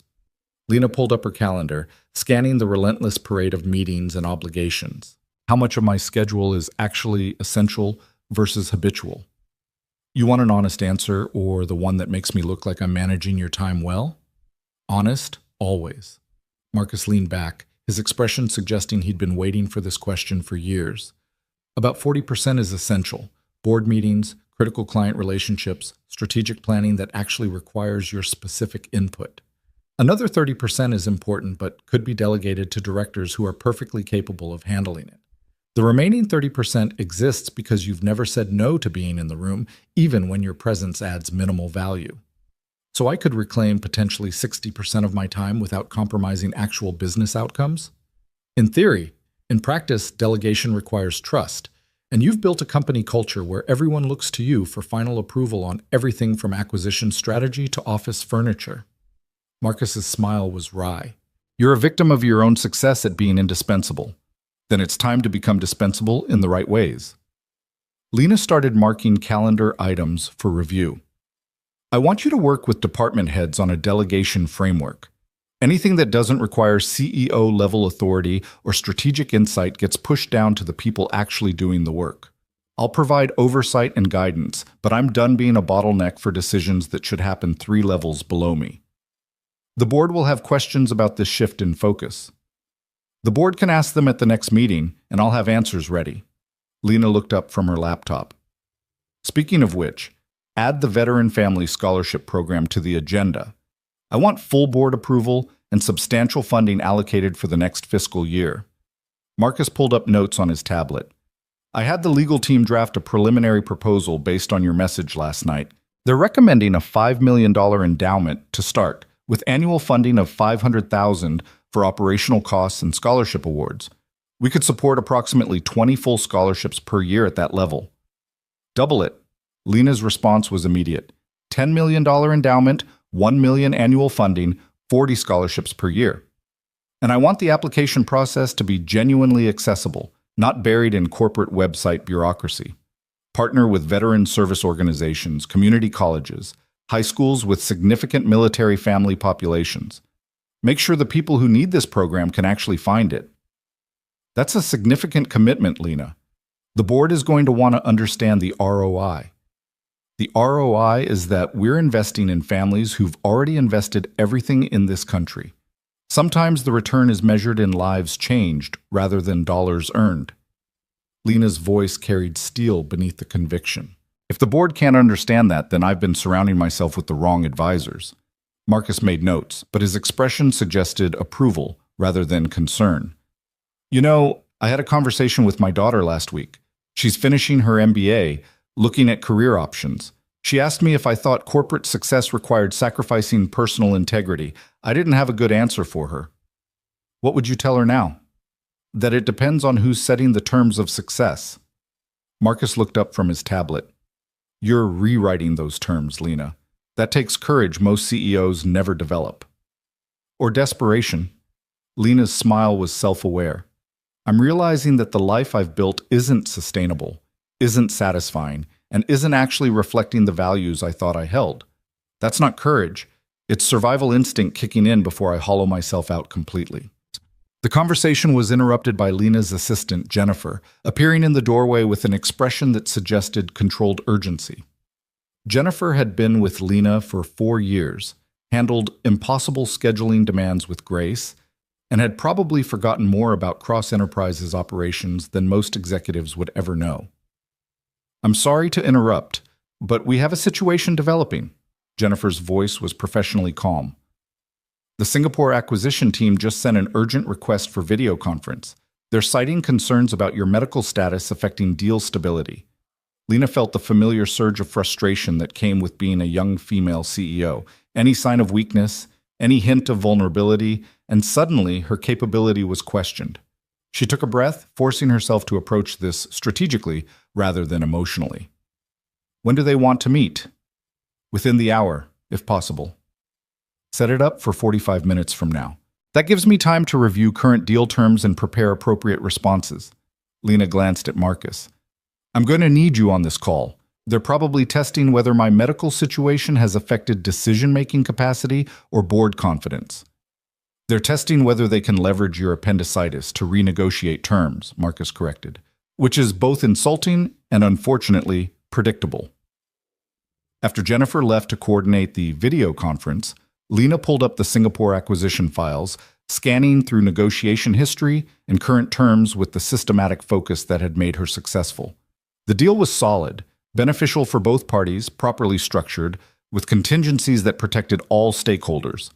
The Singapore team's sudden concern about her medical status was transparently a tactic to create uncertainty they could exploit. "They're worried I'll be distracted or weakened," Lena said, thinking out loud. "They want to know if my board is wavering, if there's internal instability they can use to extract concessions." Standard hardball tactics. Marcus was already pulling up supporting documentation. "How do you want to play it?" "With absolute honesty." Lena closed her laptop, decision made. "I'm going to tell them exactly what happened, that I had a medical emergency, received excellent care, and am fully recovered and engaged. I'm going to make it clear that my health status has zero impact on my capacity to lead this company or close this deal. And then I'm going to politely suggest that if they're looking for weakness to exploit, they're going to be disappointed, and we can all save time by proceeding with the terms as negotiated. That's a risk. Showing any vulnerability is human." Lena's voice was firm. "I'm done pretending that CEOs don't get sick, don't need help, don't experience the same physical limitations as everyone else. If the Singapore team can't handle the reality that I'm a human being who had a ruptured appendix and recovered, then maybe they're not the partners we want for a long-term strategic relationship." Marcus's expression shifted into something that might have been pride. "You're really doing this, rewriting the entire playbook." "Someone has to." Lena stood, testing her stamina after the morning's activity. The incisions pulled but held, healing properly, getting stronger. "Set up the conference room. Let's show Singapore exactly what they're dealing with." The video conference 45 minutes later confirmed Lena's suspicions. The Singapore team, led by Chairman Wei Chen, opened with elaborate concerns about her health, questions about board stability, and thinly veiled suggestions that perhaps more time was needed to ensure all parties were operating from positions of strength. Lena let them finish, then leaned forward into the camera with the direct gaze that had served her well in countless negotiations. "Mr. Chen, I appreciate your concern for my well-being. Let me address this clearly so we can move forward productively. 3 weeks ago, I experienced a ruptured appendix that required emergency surgery. The medical situation was serious, but was handled effectively thanks to excellent care. I'm now fully recovered, fully engaged, and completely capable of executing on all commitments Cross Enterprises has made." She paused, letting that sink in, watching Chen's carefully neutral expression for micro-reactions.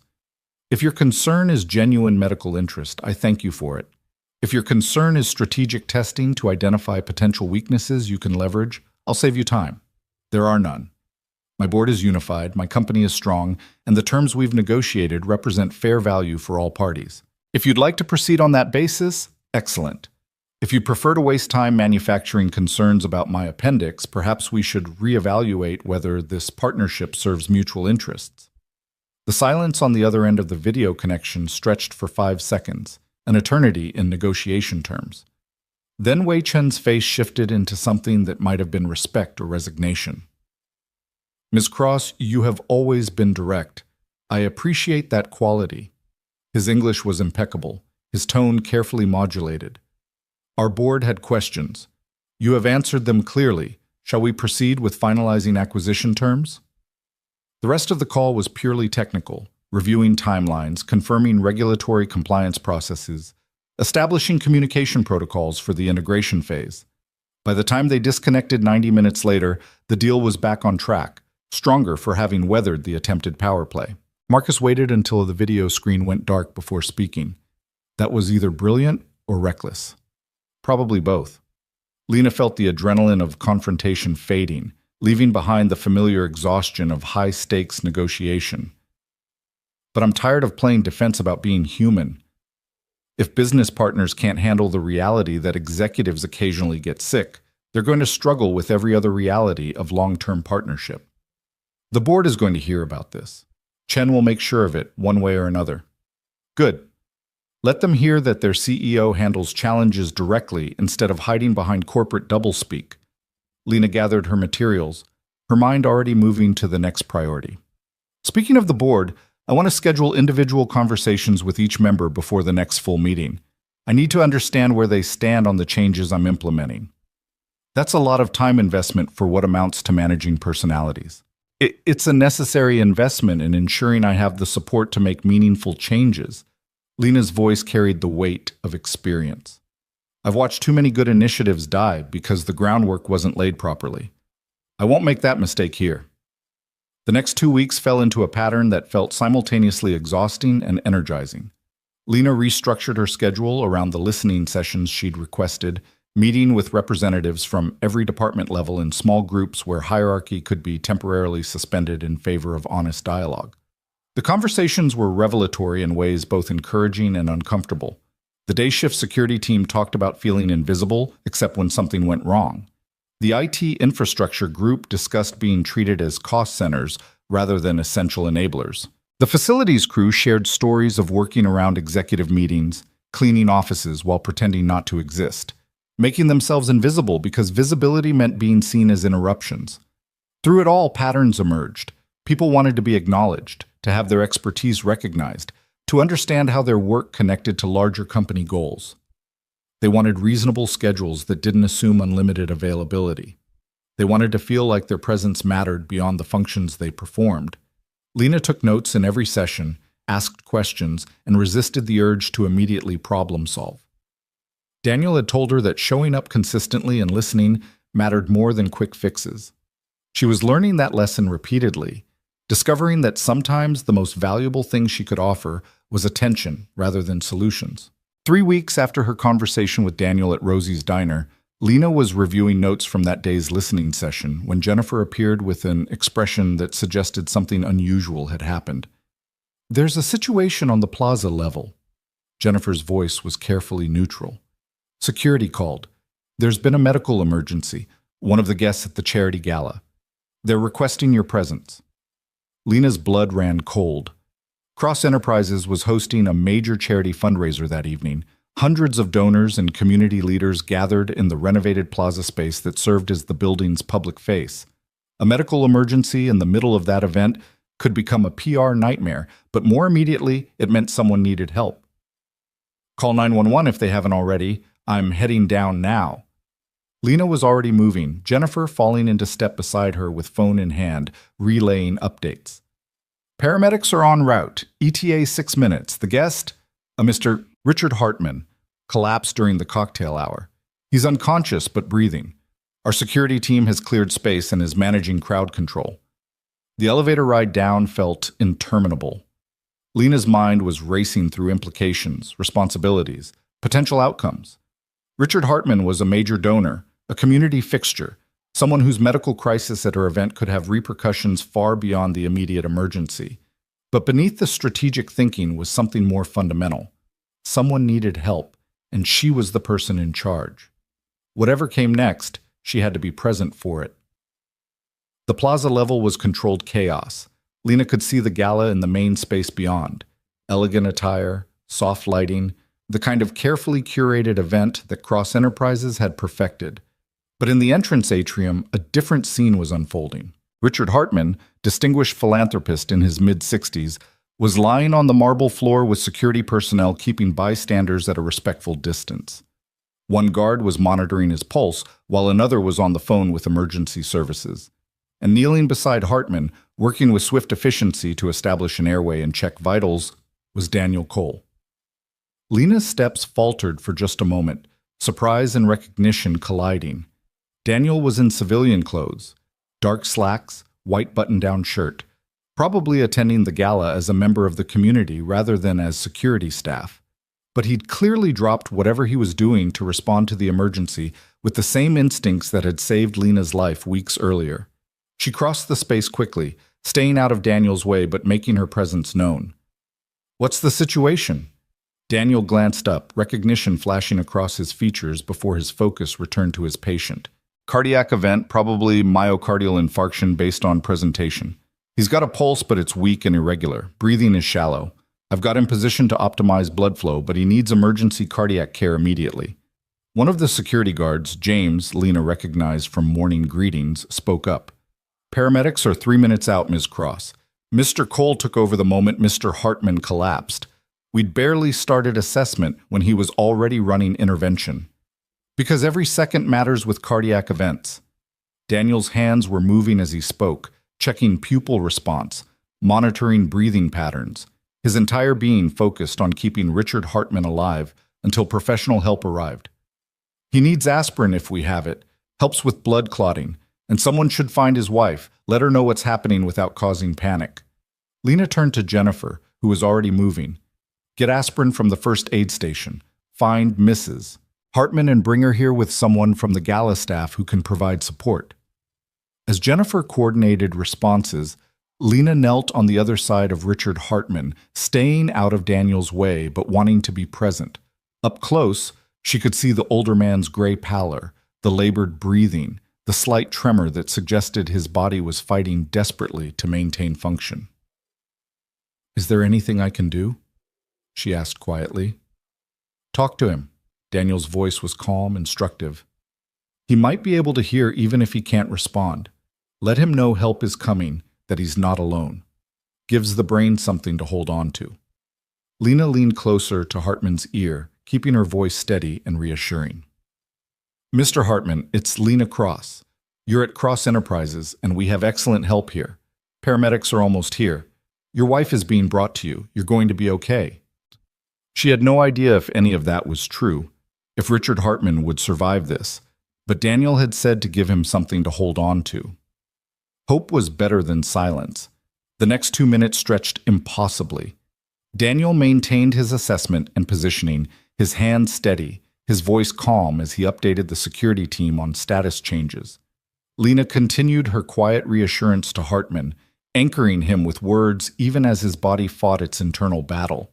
Around them, the gala continued in ignorant celebration, music and laughter providing surreal counterpoint to the life and death drama unfolding in the atrium. Then paramedics burst through the entrance with equipment and authority, taking in the scene with professional speed. Daniel delivered a rapid-fire report, symptoms, timeline, interventions, current status, in language that made clear his medical background. The lead paramedic, a woman in her 40s with competent eyes, absorbed the information with nods. "Good work keeping him stable. We'll take it from here." She was already moving, her team deploying equipment with practiced coordination. "You medical?" "Former Army combat medic. Been out for a while." Daniel stepped back, giving them room to work, but his gaze never left Hartman. Within minutes, Richard Hartman was on a gurney, oxygen masks secured, IV lines established, vital signs being monitored by portable equipment. Mrs. Hartman appeared just as they were preparing to move him, her elegant evening wear and carefully styled hair at odds with the terror in her eyes. "Richard!" She rushed forward, but one of the paramedics gently intercepted her. "Ma'am, your husband has suffered a cardiac event. We're taking him to St. Catherine's Hospital immediately. You can ride with us, but we need to move now." Mrs. Hartman nodded numbly, her hand finding her husband's and gripping it like a lifeline. As they wheeled him toward the waiting ambulance, she looked back at Daniel with tears streaming down her face. "Thank you. Whatever you did, thank you." Then they were gone, sirens wailing as the ambulance pulled away from the building, leaving behind a small crowd of witnesses and the echoing aftermath of emergency. Daniel stood in the center of the atrium, his white shirt marked with signs of medical intervention. His expression distant in the way Lena was beginning to recognize meant he was processing trauma through trained detachment. Around them, security was beginning to manage the gathered crowd, ushering curious onlookers back to the gala while maintaining professional calm. Lena approached Daniel carefully, aware that he was probably not in a place to appreciate attention. "Are you okay?" "I'm fine." The words came automatically, probably delivered 1,000 times in 1,000 similar situations. Then his gray eyes focused on her and something shifted. "Is this going to be a pattern? Me showing up when you're hosting events and someone needs emergency medical care?" The attempt at humor was clearly a defense mechanism, but Lena played along. "I sincerely hope not. My insurance premiums are already high enough." She glanced at his shirt, stained and wrinkled from the intervention. "You responded immediately. Didn't hesitate.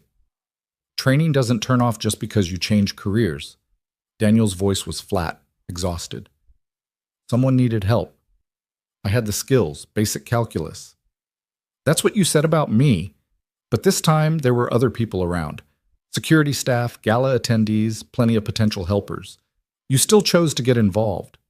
Because I'm the one who'd know what to do while everyone else was still processing what happened. Daniel's jaw tightened. Richard Hartman is someone's husband, probably someone's father. He gets to go home to them because I remembered how to manage cardiac emergencies. That's not heroism, Lena. That's basic human responsibility. Before Lena could respond, a commotion at the gala entrance drew their attention. Several board members were emerging, undoubtedly having heard about the medical emergency and coming to assess implications for the event. Leading them was Charles Morrison, the board's senior member, and Lena's most consistent source of strategic challenge. Charles took in the scene with sharp eyes, the disrupted atrium, the security presence.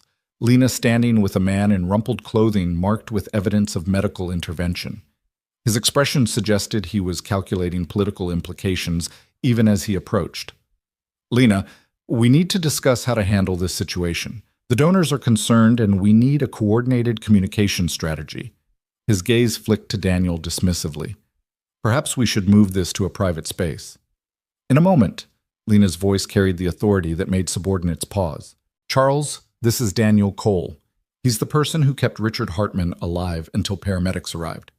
Daniel, this is Charles Morrison, senior member of our board. Charles extended his hand with practiced politician's grace, but Lena caught the calculation in his eyes. We're grateful for your quick response, Mr. Cole. I'm sure the company will want to acknowledge your assistance appropriately. Not necessary.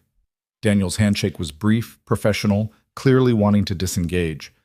Daniel is also the person who saved my life 3 weeks ago. Lena's voice cut across whatever deflection Daniel was preparing. When I collapsed from a ruptured appendix, he's the one who kept me alive until emergency services arrived. Tonight, he did the same for Richard Hartman. So when the board discusses how to acknowledge this, I suggest we start by recognizing that we have someone in our community whose presence at our event seems to coincide with people not dying. That strikes me as worth noting. Charles's expression shifted through several rapid calculations. I wasn't aware of your involvement in Lena's medical situation, Mr. Cole. That certainly adds context. It doesn't need context. Daniel's voice hardened slightly. I helped 2 people who needed help. That's the entire story. Now, if you'll excuse me, I have a daughter at home who's going to wonder why I'm late. He started to leave, but Lena stepped into his path. Wait, please. Just 1 minute. Daniel stopped, his expression suggesting patience stretched thin. What? You can't keep doing this. Lena kept her voice low, aware of Charles and other board members watching. You can't keep saving lives and then disappearing into anonymity. It's not sustainable, and it's not fair to you. What's not sustainable is being in the spotlight. Daniel's voice carried an edge of frustration. I came to a charity gala because Emma's science teacher suggested it would be good for her to see community engagement. I wore my one decent shirt, wrote a check I could barely afford, and tried to be a good citizen. Then someone collapsed and I did what I was trained to do. That doesn't make me special, Lena. It makes me someone with useful skills who happened to be in the right place. Twice? Coincidence. At some point, coincidence becomes pattern. Lena was aware they were drawing attention, aware this conversation should happen privately, but something in Daniel's expression suggested if he left now, he'd find a way to avoid this discussion permanently. You told me at Rosie's that you carry the names of people you couldn't save. Tonight you saved someone. That has to mean something. Daniel's face went carefully blank, the wall she'd seen him raise in moments of emotional exposure slamming back into place. What it means is that Richard Hartman gets to go home to his wife. Everything else is noise. Charles cleared his throat, stepping closer with the smooth intervention of someone accustomed to managing difficult conversations. Perhaps we should continue this discussion after emotions have settled. Mr. Cole, I'd like to extend a formal invitation to meet with the board next week. We'd like to properly understand tonight's events and discuss appropriate recognition. I decline. Daniel's response was immediate. I appreciate the gesture, but I'm not interested in formal recognition or board meetings. I'm interested in going home to my daughter and explaining why Daddy's shirt is covered in someone else's medical emergency. He moved past them before anyone could object further, crossing the atrium with long strides that suggested barely controlled urgency to escape. Lena watched him go, frustration and concern warring in her chest. Daniel was running again, retreating from attention the same way he had after saving her life. The difference was that this time, he'd done it publicly, in front of hundreds of witnesses, during an event that would be discussed and analyzed in ways he couldn't control. Charles turned to Lena with an expression that suggested they needed to talk immediately. Your office, now. The board meeting that followed was tense and multifaceted. Charles, along with 3 other board members who'd been at the gala, wanted to understand exactly what had happened, why Lena hadn't disclosed Daniel's role in her own medical emergency earlier, and what implications tonight's events carried for the company's relationship with the community and donors. Lena laid it out clearly. Daniel Cole was a decorated combat medic turned security guard turned community member who'd saved 2 lives associated with Cross Enterprises in the span of 3 weeks. He wanted no recognition, no publicity, no disruption to his carefully maintained private life. The company owed him enormous debt but needed to respect his boundaries. That's not sustainable. Charles's voice carried the weight of decades in boardrooms. Richard Hartman is going to want to thank him publicly. The press is going to want the human interest angle. You can't protect someone's privacy when they keep performing public heroics. Then we manage it carefully. Lena's voice was firm. We acknowledge that someone at the event had medical training and provided assistance. We don't name names. We don't provide details beyond what's necessary for transparency. If Richard wants to express private gratitude, we facilitate that while protecting Daniel's boundaries. But we don't throw him to media wolves because it makes a good story. The board has fiduciary responsibility to manage company reputation. Another board member, Patricia Chen, spoke up with lawyerly precision. A story about Cross Enterprises events featuring medical emergencies where unnamed heroes save the day is going to generate questions. Media pressure will eventually identify Mr. Cole, regardless of our intentions. We should get ahead of that narrative. No. Lena's response was absolute. We respect Daniel's choice, even if it's inconvenient for our narrative management. He's not a PR asset to be deployed. He's a human being who's made his preferences clear. The conversation continued for another hour, circling around questions of responsibility, reputation, and respect. By the time the board members finally dispersed, Lena was exhausted and frustrated, and increasingly certain that Daniel's worst fears about attention were about to be realized regardless of her efforts to prevent them. She was right. By the next morning, the story was everywhere. Not through any official Cross Enterprises channels, but through social media posts from gala attendees, through Richard Hartman's son posting grateful updates about his father's condition and mentioning the hero who'd saved him, through the networked gossip that made privacy increasingly impossible in the age of constant documentation. Daniel Cole's name was attached to the story within hours, along with photos from the gala showing him kneeling beside Richard Hartman, focused and competent in a way that contrasted dramatically with his rumpled civilian appearance. Someone had dug up his military service record. Someone else had connected him to Lena's own medical emergency weeks earlier. By noon, 3 news outlets were calling Cross Enterprises requesting interviews with the hero security guard. By evening, Daniel's apartment building was being staked out by a local news crew hoping for a comment. Lena watched it unfold with growing horror and guilt, knowing that every fear Daniel had expressed about publicity was being realized in real time. She'd promised to protect his privacy, but the reality was that once he'd stepped into public view, that protection had become impossible. She tried calling him multiple times. The calls went straight to voicemail. She sent messages that went unread. She even dispatched Marcus to Daniel's apartment with an apology and an offer to help manage the media attention. But Marcus returned with the report that Daniel had refused to open the door and had asked, through the closed door, to be left alone. 3 days after the gala, Lena received a message that stopped her cold. It came through official building security channels, a simple email that felt like a severing. Ms. Cross, please accept this as my formal resignation from Cross Enterprises, effective immediately. I appreciate the opportunity to serve, but have determined that continued employment is not compatible with my family's needs. I wish you and the company every success. Daniel Cole. Lena stared at the words, feeling something crack in her chest. She'd done exactly what Daniel had feared most. Pulled him into visibility, disrupted his carefully maintained anonymity, forced him back into the public eye he'd deliberately left behind. She'd meant to honor him. Instead, she'd destroyed the quiet life he'd built for Emma. The realization sat heavy and bitter, and Lena found herself back at Rosie's diner at 9 p.m., hoping against hope that Daniel would show up for a conversation she had no right to expect. He didn't come. But Marie did, sliding into the booth across from her with coffee and the kind expression of someone who'd been watching this drama unfold from the edges. "He's not coming tonight, honey."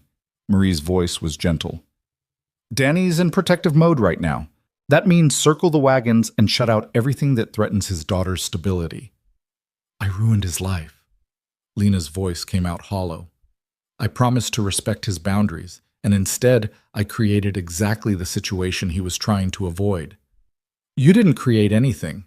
Marie poured coffee for both of them. "Danny created this by being the kind of person who can't walk past someone who needs help. That's on him, not you. The question is what happens next." "I don't know." Lena wrapped her hands around the coffee mug. "He won't talk to me. He's resigned. I've destroyed the trust we were building."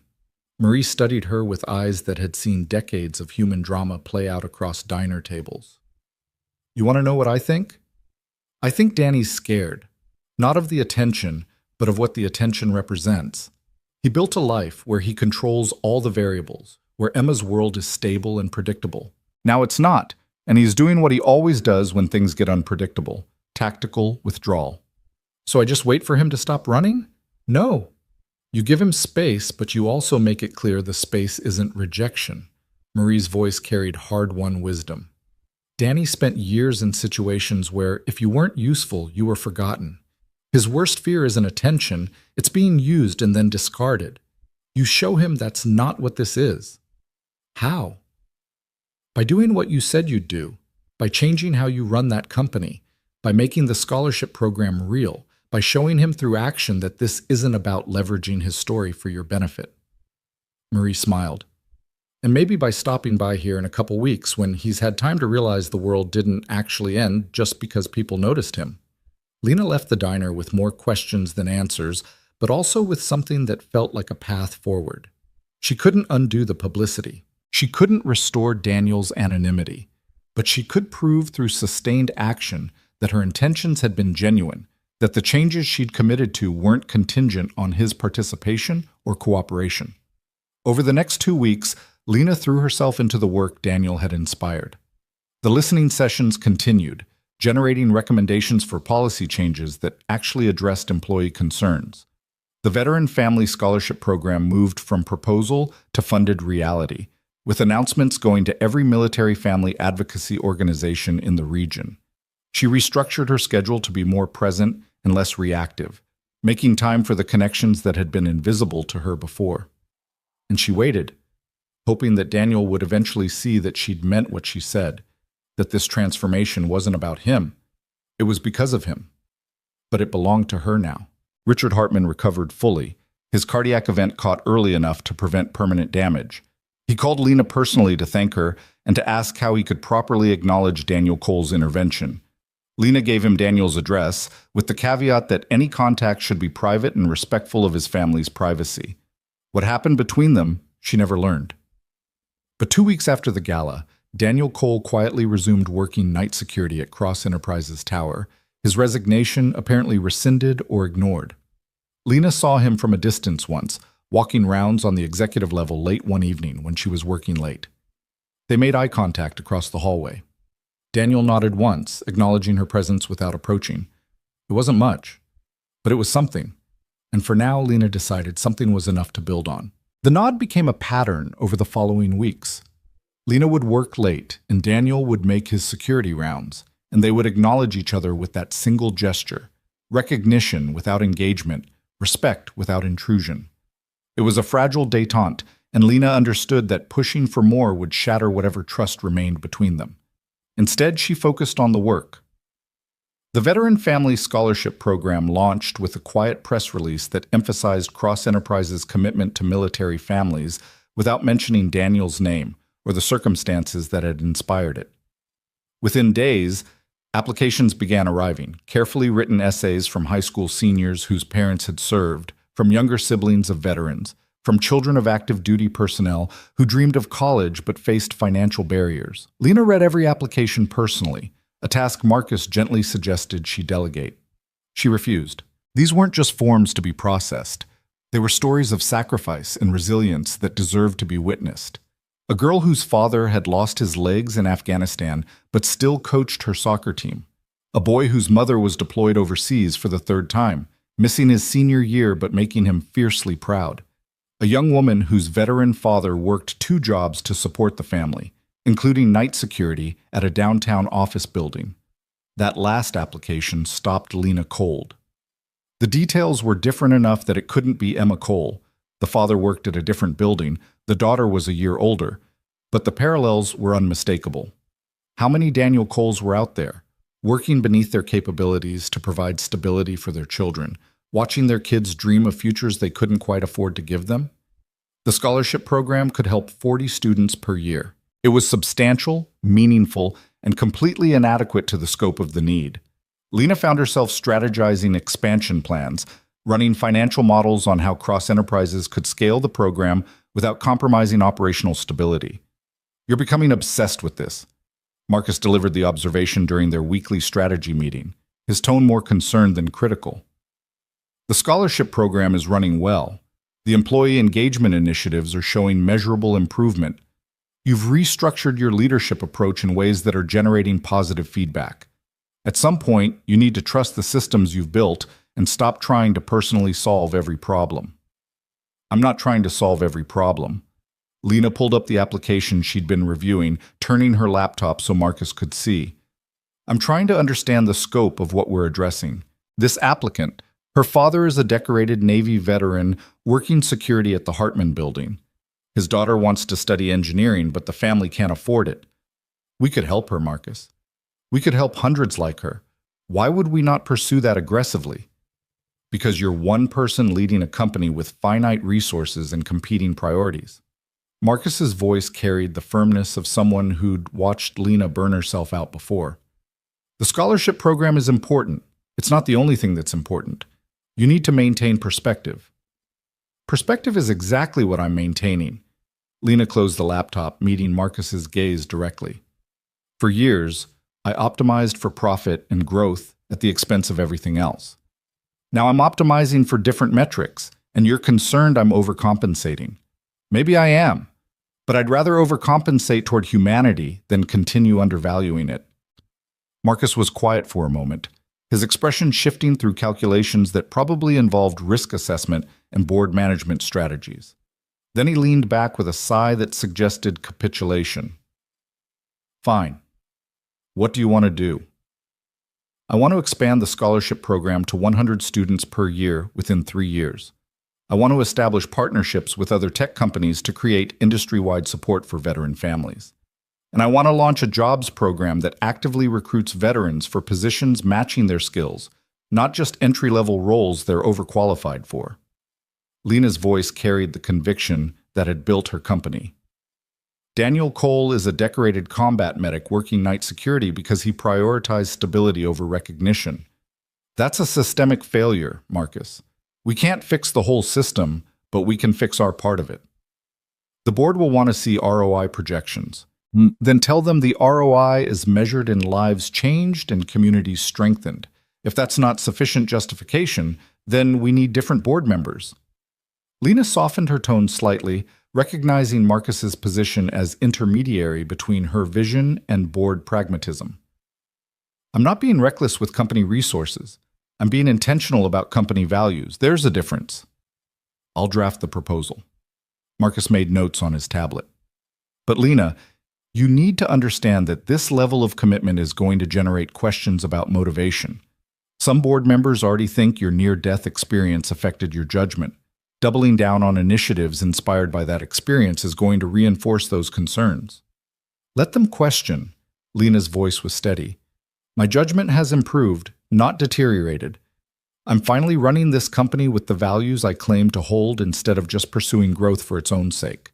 If the board can't support that evolution, then we're going to have some difficult conversations about leadership direction. The implicit threat hung between them, that Lena was prepared to fight the board on this, potentially even risk her position, rather than retreat to the purely profit-driven approach that had defined Cross Enterprises' first years. It was a dramatic shift, and Marcus's expression suggested he was still calculating whether it represented strength or vulnerability. Before he could respond, Jennifer appeared in the doorway with an expression that suggested something unusual had occurred. "I'm sorry to interrupt, but there's someone in the lobby asking to see you. He doesn't have an appointment and he refused to state his business with reception, but he was quite insistent that you'd want to know he was here." "Who is it?" "Daniel Cole." The name landed like electricity in the room. Lena felt her pulse spike, surprise and anticipation colliding. After weeks of careful distance, of wordless nods and respected boundaries, Daniel had voluntarily come to her office during business hours, a dramatic departure from his pattern of maintaining separation between his work life and any interaction with her. "Send him up." Lena was already standing, smoothing her suit jacket with hands that wanted to shake. "Marcus, we'll continue this later." Marcus gathered his materials with a knowing expression. "Good luck. Something tells me this conversation is going to be important." After he left, Lena had 3 minutes alone to try to calm her racing thoughts. Why was Daniel here? Had something happened with Emma? Was he finally ready to accept proper recognition for saving Richard Hartman? Or was this something else entirely? A confrontation about the publicity he'd feared? A final severing of whatever connection had formed between them? When Jennifer ushered Daniel into her office, Lena's first observation was that he looked tired. Not physically exhausted, but emotionally worn in the way that suggested he'd been wrestling with something difficult for considerable time. He was in his security uniform, suggesting he'd come directly from a shift, and he held a manila envelope in one hand with the careful grip of someone carrying something significant. "Daniel." Lena gestured to the seating area by the window, choosing informal space rather than putting her desk between them. "Thank you for coming. Please sit down. Can I get you anything? Coffee? Water?" "I'm fine." Daniel remained standing for a moment, his gray eyes scanning her office with the systematic assessment she recognized from security training. Then he moved to the chair she'd indicated, sitting with the controlled precision of someone maintaining composure through discipline.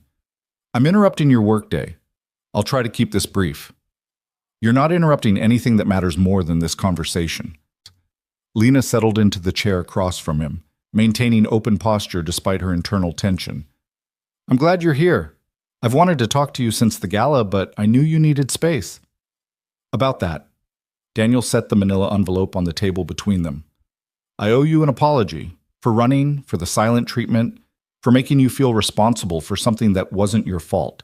The publicity after the gala, that wasn't on you, Lena. That was the inevitable consequence of me choosing to help someone in front of hundreds of witnesses." The apology caught Lena off guard. She'd expected defensiveness, maybe anger, possibly another explanation about maintaining boundaries. Instead, Daniel was taking responsibility for his own choices with the same directness he'd shown in every interaction. "I still could have managed it better." Lena's voice was quiet. "I promised to protect your privacy, and then circumstances made that impossible. I felt like I'd betrayed your trust." "You kept your promises as much as circumstances allowed." Daniel's gaze was steady. "The scholarship program launched without using my name or story. The company's statements about the gala acknowledged assistance without identifying me specifically. You did everything you said you'd do. What happened after that was beyond your control. You still had to deal with reporters at your building. Emma had to deal with attention at school. Your quiet life got disrupted exactly the way you feared." Lena heard the guilt in her own voice. "I understand why you ran." "I ran because I was scared." Daniel's admission was matter-of-fact, delivered without self-pity. Not of the attention, but of what it represented. "For 6 years, I've controlled every variable in Emma's life, where we live, what school she attends, who we interact with, how visible we are. The publicity meant loss of control, and I responded the way I was trained. Tactical withdrawal, secure the perimeter, eliminate the threat." "I'm not a threat, Daniel." "I know that now. Took me a couple weeks of watching Emma handle the situation with more grace than I did to realize I was the one making it a crisis. Something that might have been self-deprecating humor flickered across his face. 12-year-olds are apparently more adaptable than 38-year-old former combat medics. She fielded questions from classmates about her hero dad like it was no big deal, told them it was just what he used to do for work, and went back to being excited about her science project. Meanwhile, I was treating media attention like an incoming mortar strike. She sounds remarkable. She is. Gets that from her mother. Daniel's voice softened when he mentioned his late wife. Sarah would have handled all this better than I did. She'd have found the balance between acknowledging what happened and maintaining our privacy. I just panicked and ran. Lena wanted to reach across the space between them, to offer comfort or connection, but she kept her hands in her lap. You're being too hard on yourself. Protecting Emma is your priority. That's not weakness. It's not strength when it makes me act irrationally. Daniel picked up the manila envelope, holding it carefully. Which brings me to why I'm here. This contains something I should have given you weeks ago, but I was too caught up in maintaining control to see clearly. He handed her the envelope. Lena opened it carefully, pulling out what appeared to be a handwritten letter on lined notebook paper, the writing careful and young. As she began reading, she realized it was from Emma. Dear Ms. Cross, the letter began. My dad told me you're the lady he helped when you got sick, and that you've been trying to thank him, but he keeps saying it's not necessary. I wanted to write to you because I think there are things my dad won't say himself because he's too modest or too worried about bothering you. My dad is the best person I know. When my mom got sick, he took care of both of us and never once made me feel like I was a burden. After she died, he changed his whole career so he could be there for me, picking me up from school, helping with homework, making sure I had a stable life, even though I know he misses doing the medical work he trained for. Sometimes I hear him on the phone turning down job opportunities that would pay more or use his skills better, and he always says the same thing.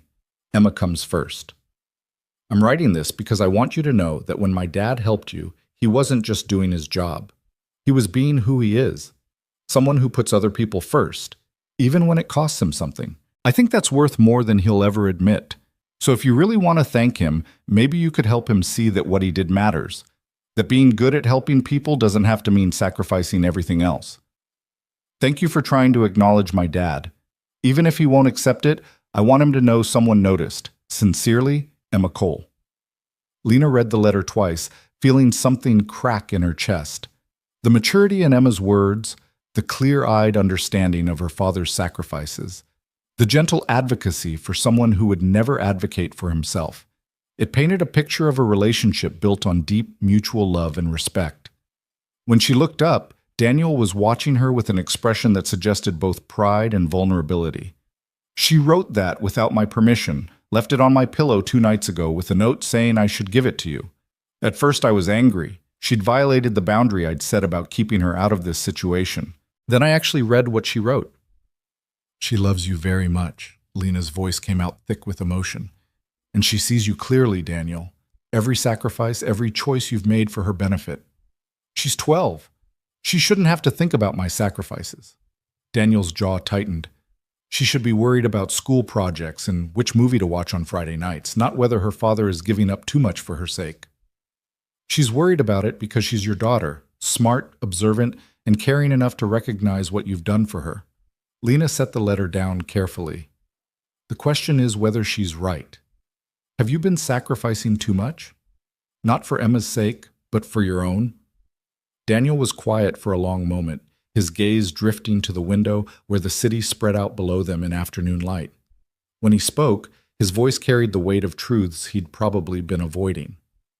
I told myself the security job was temporary, that once Emma was older, more independent, I could return to medical work. But the truth is, I'm scared. Scared that I've lost the edge, that too much time has passed, that I'll make mistakes because I'm not sharp anymore. Or scared that if you admit you miss it, you're somehow betraying Emma by wanting something for yourself? Daniel's expression shifted, surprise flickering across his features. That's uncomfortably accurate. It's also completely human. Lena leaned forward slightly. Daniel, you told me that every person we encounter is living a life as complex as our own, with dreams and struggles that matter. That includes you. Your dreams matter. Your professional fulfillment matters. The fact that you're also a devoted father doesn't erase your right to want more than just security rounds and weekend breakfasts at Rosie's. Easy to say, harder to implement when implementation means risk. Everything worth doing involves risk. Lena heard her own words and recognized them as something she'd learned from Daniel himself, that growth required stepping beyond comfortable boundaries. The question is whether the risk is worth the potential reward. Only you can answer that. Daniel picked up Emma's letter, reading it again with the careful attention of someone examining evidence. She wants me to be happy, not just present, but actually fulfilled. I've been so focused on stability that I forgot fulfillment was part of the equation. So, what would fulfillment look like? Lena kept her voice gentle, not pushing, but creating space for possibility. If you could design your ideal situation, one that kept Emma's stability intact, but also honored your own needs and capabilities, what would that be? The question hung in the air while Daniel processed it, his expression cycling through consideration and calculation. Finally, he spoke slowly, testing out thoughts he might not have fully articulated even to himself. I'd want to use my medical training again. Not full-time emergency medicine, the hours and stress aren't compatible with Emma's needs. But something clinical, something where I'm directly helping people with the skills I spent years developing. Community health clinic, maybe. Urgent care on a part-time basis. Something that lets me practice medicine while maintaining the schedule stability Emma needs. That sounds like a reasonable goal. Lena was already thinking strategically, seeing possibilities. Cross Enterprises has relationships with several community health organizations through our corporate responsibility initiatives. I could make introductions, help facilitate conversations about positions that might match your requirements. I don't want charity. The words came out sharper than probably intended, defensive instinct kicking in. I don't want a job because the CEO owes me a debt. I want to earn a position based on my qualifications and current capabilities. I'm not offering charity. I'm offering networking facilitation. Lena kept her voice level. You have skills that community health organizations desperately need. I have connections that could help you find organizations aligned with your needs. That's not debt payment. It's efficient resource matching. You'd still have to interview, demonstrate capability, earn the position on merit. Daniel studied her with the intensity that suggested he was evaluating not just her words, but her intentions. Why? Why do you keep pushing to help when I keep pushing back? The question deserved honesty. Lena took a breath, organizing thoughts she'd been carrying for weeks. Because that night in the hallway, you treated me like I mattered, not because of my position or wealth or influence, but because I was a human being who needed help. You saw me when I'd spent years making myself invisible behind corporate armor. That changed something in me, Daniel. Made me want to be someone who sees people the way you do, who helps when I can, regardless of whether there's strategic benefit. Helping you find meaningful work isn't about paying a debt. It's about being the kind of person I'm trying to become. The silence that followed was heavy with unspoken things. Recognition, respect, maybe the beginning of something that could be called friendship, if circumstances allowed. Daniel's gray eyes held hers, and Lena saw the moment he decided to trust her offering, to let someone help him the way he'd spent years helping others. Okay, the word came out quietly but firmly. I'll accept your help with networking, but I need you to understand something. If this doesn't work out, if I interview and they decide I'm not qualified or my skills are too rusty, that's on me. You've made the introduction. What happens after that is my responsibility. Agreed. Lena felt relief mixed with anticipation. I'll have Marcus compile a list of community health organizations we work with, along with contact information for their HR directors. You can reach out directly, mention that you were referred through Cross Enterprises Community Partnership Program. Everything after that is between you and them. That's fair. Daniel stood, preparing to leave, but paused. Lena, thank you for respecting my boundaries even when they were probably frustrating, for not using my story without permission, for actually doing the work you said you'd do instead of just making promises. That matters more than you probably realize. It matters to me too. Lena stood as well, extending her hand for a handshake that felt like sealing something more significant than a business agreement. Whatever happens with the job search, I hope we can continue these conversations. I value your perspective, Daniel. You've challenged me to be better in ways I didn't know I needed. Daniel's handshake was firm, his palm warm and calloused against hers. Emma's science fair is in 3 weeks. She's doing a project on marine biology, specifically how climate change is affecting coral reef ecosystems. If you're interested in seeing what sacrifices actually produce, you're welcome to attend. It's open to the public. The invitation was unexpected and precious, a gesture of trust that Lena understood carried significant weight. Daniel was allowing her into his carefully guarded personal life, sharing the part of his world that mattered most, his daughter's achievements and interests. I'd be honored to attend. Lena felt genuine warmth in her voice. Thank you for inviting me. After Daniel left, Lena stood at her office window watching the city below, processing the conversation and its implications. Something fundamental had shifted. The cautious distance they'd maintained for weeks had given way to something more substantial, mutual respect built on honest acknowledgement of each other's complexity and worth. Emma's letter remained on the table, and Lena found herself reading it a third time, absorbing the wisdom in words written by a 12-year-old who understood relationships and sacrifice with clarity most adults never achieved. This was what Daniel had built through 6 years of prioritizing presence over prestige. A daughter who saw clearly, loved deeply, and advocated fiercely for the people who mattered to her. The scholarship program, the employee initiatives, the restructured leadership approach, all of it had grown from a single night when Daniel Cole had refused to let her die alone in a hallway. But the real transformation wasn't in corporate policies or public programs. It was in moments like this, where two people who'd started as strangers were learning to see each other as fully human, complete with fears and hopes and the messy complexity that came with being alive. Lena's phone buzzed with a message from Marcus. The board wants to meet tomorrow to discuss the expanded scholarship proposal. They're concerned about resource allocation and strategic focus. Thought you should have advance warning. She typed back quickly. Schedule it for morning. I'll be ready. The board meeting the next day was exactly the confrontation Lena had anticipated. Charles Morrison led the opposition, framing his concerns in strategic language that barely concealed skepticism about her judgment. This expanded proposal represents a significant increase in resource commitment to an initiative that, while admirable, doesn't directly support core business objectives. Charles had spreadsheets and projections arrayed before him like weapons. We're talking about tripling scholarship funding, while simultaneously launching a veteran employment program that will require substantial HR infrastructure investment. The total cost over 3 years approaches $15 million. That's capital that could be allocated toward R&D, market expansion, or shareholder returns. It's capital that builds the kind of company culture and community relationships that create sustainable competitive advantage. Lena had her own data ready, research on corporate social responsibility impacts, employee retention improvements, and brand reputation benefits.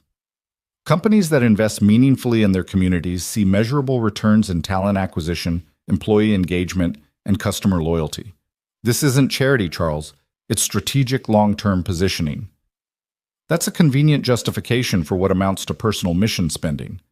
Another board member, Richard Thornton, spoke up with undisguised frustration. Lena, we all respect your near-death experience and the perspective it provided.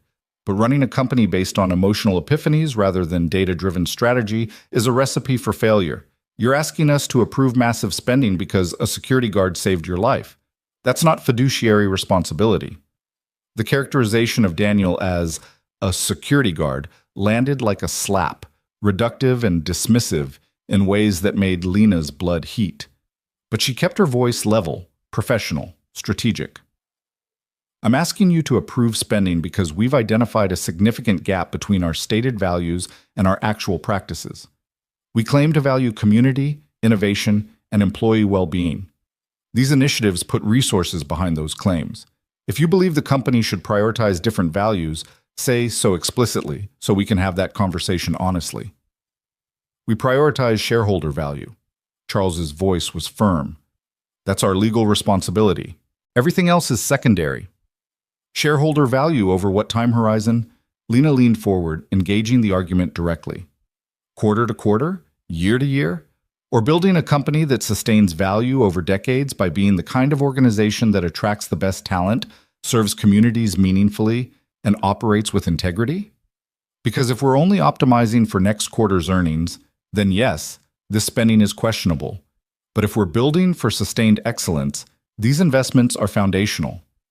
The debate continued for 90 minutes, arguments and counter-arguments flowing with the practiced intensity of people who'd spent careers in boardrooms. Patricia Chen, the board member who'd raised concerns about managing Daniel's publicity, surprisingly became an ally, pointing out that the company's reputation had actually improved following the gala incident. Public perception of Cross Enterprises had shifted from ruthless tech company to company that values community contribution. Eventually, the vote came. 7 board members requiring a simple majority for approval. Charles and Richard voted against. 2 others abstained, clearly uncomfortable with the scope of commitment. But 3 voted in favor, including Patricia, giving Lena the narrow victory she needed. The expanded scholarship program and veteran employment initiative are approved. Marcus's voice carried relief as he noted the official decision. Implementation timeline begins next quarter with full rollout over 18 months. After the meeting dissolved, Patricia approached Lena with an expression that mixed approval and warning. You won this round, but you're spending political capital at an unsustainable rate. Charles is already talking about calling for leadership review at the annual meeting. You've made powerful enemies by prioritizing social initiatives over pure profit optimization. Then they were always going to be enemies. Lena's voice was quiet but certain. I can't lead this company in a way that betrays my core values just to maintain political comfort. If that costs me the CEO position eventually, at least I'll know I tried to build something worth leading. Brave words. Patricia's smile was slight. Let's hope they don't become your epitaph. For what it's worth, I think you're right. This company needed to evolve beyond pure profit motivation, but evolution is risky, and risk creates casualties. Watch your back, Lena. The warning stayed with Lena over the following weeks as she threw herself into implementation. The expanded scholarship program required new infrastructure, application systems, review committees, fund management. The Veteran Employment Initiative needed partnerships with military transition programs, revised HR policies, and training for hiring managers on recognizing transferable skills from military service. It was exhausting, complex work that pulled her attention across dozens of simultaneous priorities. But it also felt purposeful in ways that pure business growth never had. Each application she reviewed represented a life that could be changed. Each veteran who interviewed for positions at Cross Enterprises represented someone whose service could be honored through meaningful employment rather than token gratitude. 3 weeks after the board meeting, Lena found herself at Emma Cole's middle school on a Saturday afternoon, entering a gymnasium transformed into a science fair showcase. Dozens of projects filled the space: solar system models, volcano demonstrations, presentations on everything from weather patterns to robotics. Parents and community members wandered between displays, asking questions and offering encouragement. Lena spotted Emma's project immediately, a detailed presentation on coral reef ecosystems, with before and after photographs showing climate impact, hand-drawn charts illustrating species decline, and a small aquarium demonstrating water temperature effects on coral health. Emma stood beside her display in neat casual clothes, her dark hair pulled back, explaining her research to a couple who were listening with genuine interest. Daniel stood off to the side, close enough to provide support, but far enough to let Emma handle her presentation independently. He was dressed in civilian clothes, khakis and a button-down shirt, and his pride in his daughter was evident in every line of his posture. Lena approached slowly, not wanting to interrupt Emma's explanation. As the couple moved on, Emma noticed her and brightened immediately. "Ms. Cross, you came!" Emma's enthusiasm was unguarded, the natural excitement of a 12-year-old whose work was being acknowledged. "Dad said you might be able to make it, but I wasn't sure you'd have time." "I made time." Lena smiled, genuinely pleased to be there. "Your father told me you were studying coral reefs. I'm excited to hear about your research." Emma launched into her presentation with the confident enthusiasm of someone who'd mastered her material and genuinely cared about the subject. She explained how rising ocean temperatures were causing coral bleaching, how entire reef ecosystems were collapsing, how marine species that depended on coral habitats were facing population decline. Her passion was evident, her understanding sophisticated beyond her years. "The hardest part," Emma said, gesturing to her hand-drawn charts, is that the solutions require global coordination and political will that doesn't exist yet. Individual actions help, but they're not enough to reverse the trends. It's frustrating because the science is clear, but the response is inadequate. That must feel overwhelming. Lena was impressed by Emma's grasp, not just of the science, but of the social and political complexities surrounding environmental issues. How do you handle caring about something so important when the problems feel too big to solve? Emma glanced at her father, something unspoken passing between them. Dad always says you can't save everyone, but you save who you can. Maybe I can't fix global climate change, but I can educate people about it. I can make choices that reduce my own impact, and maybe if enough people do small things, it adds up to something bigger.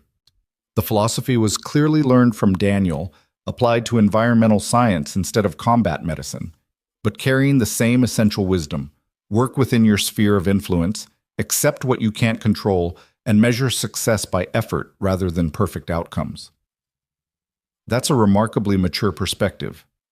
Lena met Daniel's eyes over Emma's head, seeing his quiet pride. Your project is excellent, Emma. The research is thorough, the presentation is clear, and your passion for the subject comes through beautifully. Thanks. Emma's smile was bright. I'm hoping to win my category, but mostly I just wanted people to understand why coral reefs matter. A lot of people think they're just pretty fish habitats, but they're actually crucial to ocean health and human food security. If we lose the reefs, we lose way more than tourist diving spots. They talked for another 10 minutes, Emma answering Lena's questions with enthusiasm and depth. Eventually, other visitors approached to see the project, and Lena stepped back to give Emma space to engage with them. Daniel moved to stand beside her, watching his daughter with the expression of a parent simultaneously proud and anxious about their child's performance in the world. She's remarkable, Lena said quietly. Smart, articulate, passionate about things that matter. You've raised an exceptional human being, Daniel. I've tried to give her space to become who she's meant to be. Daniel's voice was soft. Sarah and I always believed that parenting wasn't about molding kids into what we wanted them to be, but about providing support while they discovered themselves. Emma chose marine biology on her own. I just made sure she had access to books, documentaries, and the occasional aquarium visit. You've given her much more than that. Lena watched Emma engage another group of visitors with confident enthusiasm. You've given her a father who demonstrates through daily action that service matters, that helping people is worth sacrifice, that being present is more important than being impressive. Those lessons are going to shape who she becomes far more than any marine biology research. Daniel was quiet for a moment, his gray eyes tracking his daughter's movements with the vigilance that probably never fully turned off. The job interviews went well. 3 community health clinics expressed serious interest. One offered a position, part-time physician assistant role, evening hours 3 days per week, working with underserved populations. The pay is roughly double what I make in security, and the schedule means I can still handle Emma's morning routine and be home by bedtime.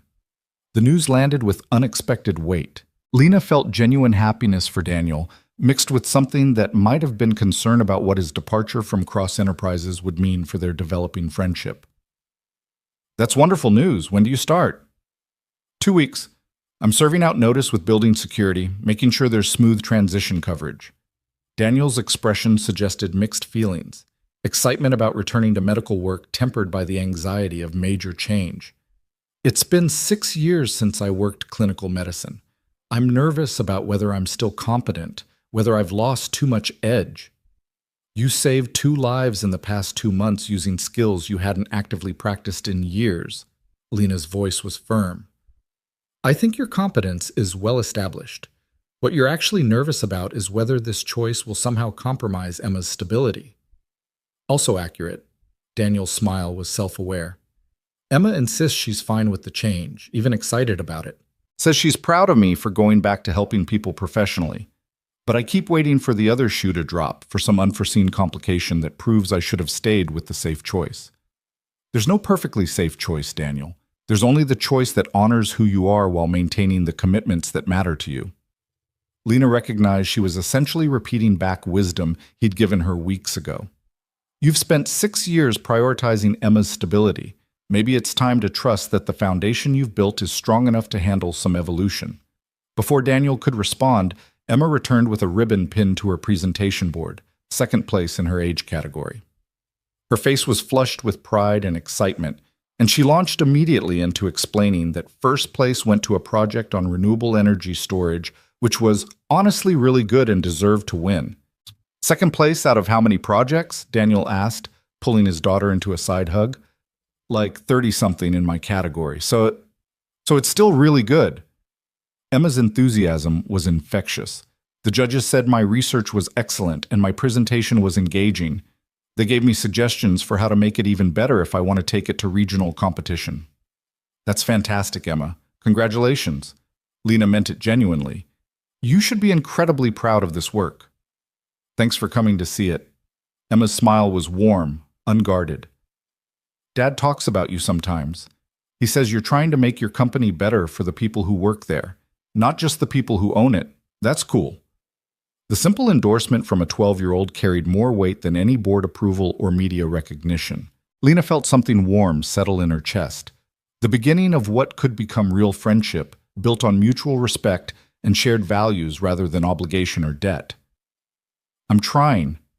Lena glanced at Daniel, seeing his slight smile. Your dad has been a good teacher about what actually matters.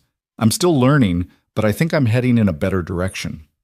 The science fair concluded with awards ceremony and refreshments, and Lena found herself standing with Daniel and Emma in the school parking lot as afternoon faded toward evening. The conversation flowed easily, Emma asking questions about what Lena's job actually involved, Lena asking about Emma's other interests beyond marine biology, Daniel interjecting occasional parental guidance when Emma's enthusiasm threatened to turn into interrogation. It felt normal, comfortable, like the beginning of something that could grow beyond crisis connection into genuine relationship. I should let you two get to your evening, Lena finally said, recognizing that she was prolonging the moment because she didn't want it to end. Thank you for inviting me, Daniel. And Emma, congratulations again on your project. You're going to do remarkable things. Thanks for coming. Emma's hug was sudden and unself-conscious, the kind of spontaneous affection that suggested she'd already decided Lena was trustworthy. If you ever want to know more about coral reefs or ocean conservation, I've got like 1,000,000 documentaries we could watch. The offer was sweet and genuine, and Lena found herself moved by the simple acceptance behind it. I might take you up on that. I've been learning that my education has gaps in important areas. As Lena drove home through the city evening, she reflected on how dramatically her life had shifted in the space of 2 months. The woman who'd collapsed in a corporate hallway, alone and driven purely by ambition, felt like a different person from who she was becoming, someone who attended middle school science fairs, who fought her own board for veteran family scholarships, who measured success by human connection rather than quarterly returns. The transformation wasn't complete. She still had board members questioning her judgment, strategic priorities that demanded attention, and the constant pressure of leading a major company. But now those pressures were balanced by something she'd been missing.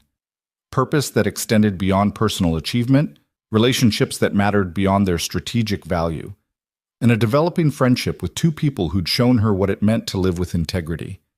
Daniel was returning to clinical work, stepping back into meaningful use of his skills while maintaining the family stability he'd prioritized. Emma was growing up with a father who demonstrated daily that service and sacrifice could coexist with personal fulfillment.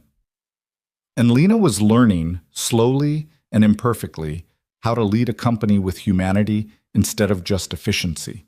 None of it would have happened without that night in the hallway, without Daniel's refusal to let her die, without his challenging her to see people instead of just functions. The best thanks she could offer was to keep doing the work, to keep building a company and a life that reflected the values he'd helped her recognize, to honor not just Daniel's intervention, but the philosophy behind it, that every person mattered, that service was its own reward, and that the strongest foundations were built through consistent presence rather than dramatic gestures. As Lena pulled into her building's parking garage, her phone buzzed with a message from an unknown number. She opened it to find a photo of Emma holding her second-place ribbon, grinning at the camera, with a caption from Daniel. She wanted you to have a picture to remember the day. Thank you for being there. Lena saved the photo immediately, adding Daniel's number to her contacts, and sent back a simple response. "Thank you for letting me be part of this. It meant more than you know." The reply came quickly. "The invitation stands for those coral reef documentaries. Emma's already planning which ones to show you first. Fair warning, she's relentless once she decides you need education on a topic." Lena smiled at her phone, feeling lighter than she had in years. "I look forward to it. See you both soon." And for the first time since building her empire, Lena Cross went to sleep thinking not about quarterly projections or board strategies, but about a 12-year-old's passion for saving coral reefs and a father's quiet pride in his daughter's achievements. It was, she decided, a much better way to end the day. The Coral Reef documentary marathon happened 2 weeks later on a Saturday afternoon at Daniel's apartment, with Emma curating the selection with the seriousness of a film festival director. Lena arrived with Thai takeout, Emma's favorite, according to Daniel, and found herself settled on their well-worn couch while Emma queued up the first documentary with enthusiastic commentary about why each selection mattered. "This one shows the Great Barrier Reef over 20 years, Emma explained, remote control in hand like a professor's pointer. "You can actually see the progression of bleaching. It's devastating but important to understand the timeline." Daniel emerged from the kitchen with drinks, catching Lena's eye with an expression that mixed amusement and apology. "Fair warning, once Emma gets going on ocean conservation, the only way to stop her is to wait for her to run out of material or fall asleep. I'm betting on the material running out first. I'm genuinely interested." Lena meant it. Watching Emma's passion for a subject that extended far beyond personal benefit was instructive in ways the girl probably didn't realize. "Besides, I've spent years optimizing for quarterly returns. Learning about systems that operate on geological timescales might give me useful perspective." The afternoon unfolded with unexpected ease. Emma narrated through documentaries with the kind of engaged expertise that came from genuine passion rather than rote learning. Daniel made occasional contributions, drawing parallels between ecosystem resilience and medical triage that suggested he'd spent considerable time thinking about interconnected systems under stress. Lena found herself drawn into the narrative not just of coral reef destruction, but of the broader question Emma kept returning to. How do you maintain hope when the problems are so vast and the solutions so inadequate? "The thing that gets me," Emma said during a break between documentaries, picking at pad thai with the distracted focus of someone thinking out loud, "is that we know what needs to happen. The science is clear. But knowing isn't the same as doing, and by the time we actually do something significant, it might be too late for a lot of these ecosystems. That's the fundamental challenge of any large-scale problem."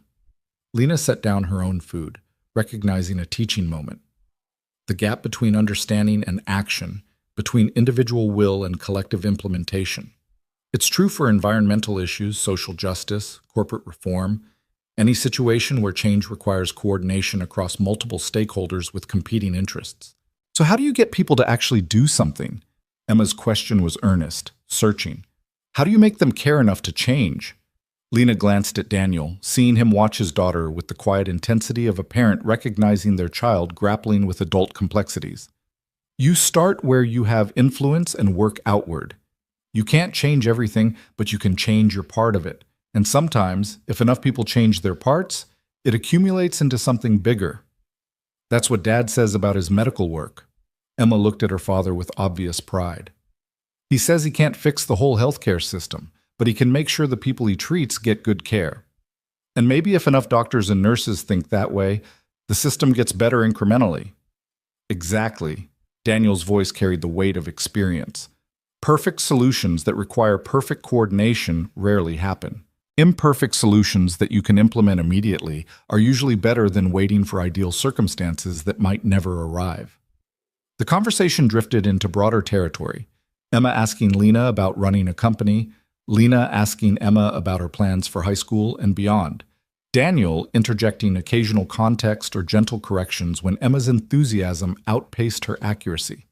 It felt like family dinner conversation, the kind of easy exchange that happened when people were comfortable enough to think out loud without fear of judgment. As evening approached and Emma finally exhausted her documentary queue, she excused herself to work on homework with the casual assumption that Lena and her father would continue talking.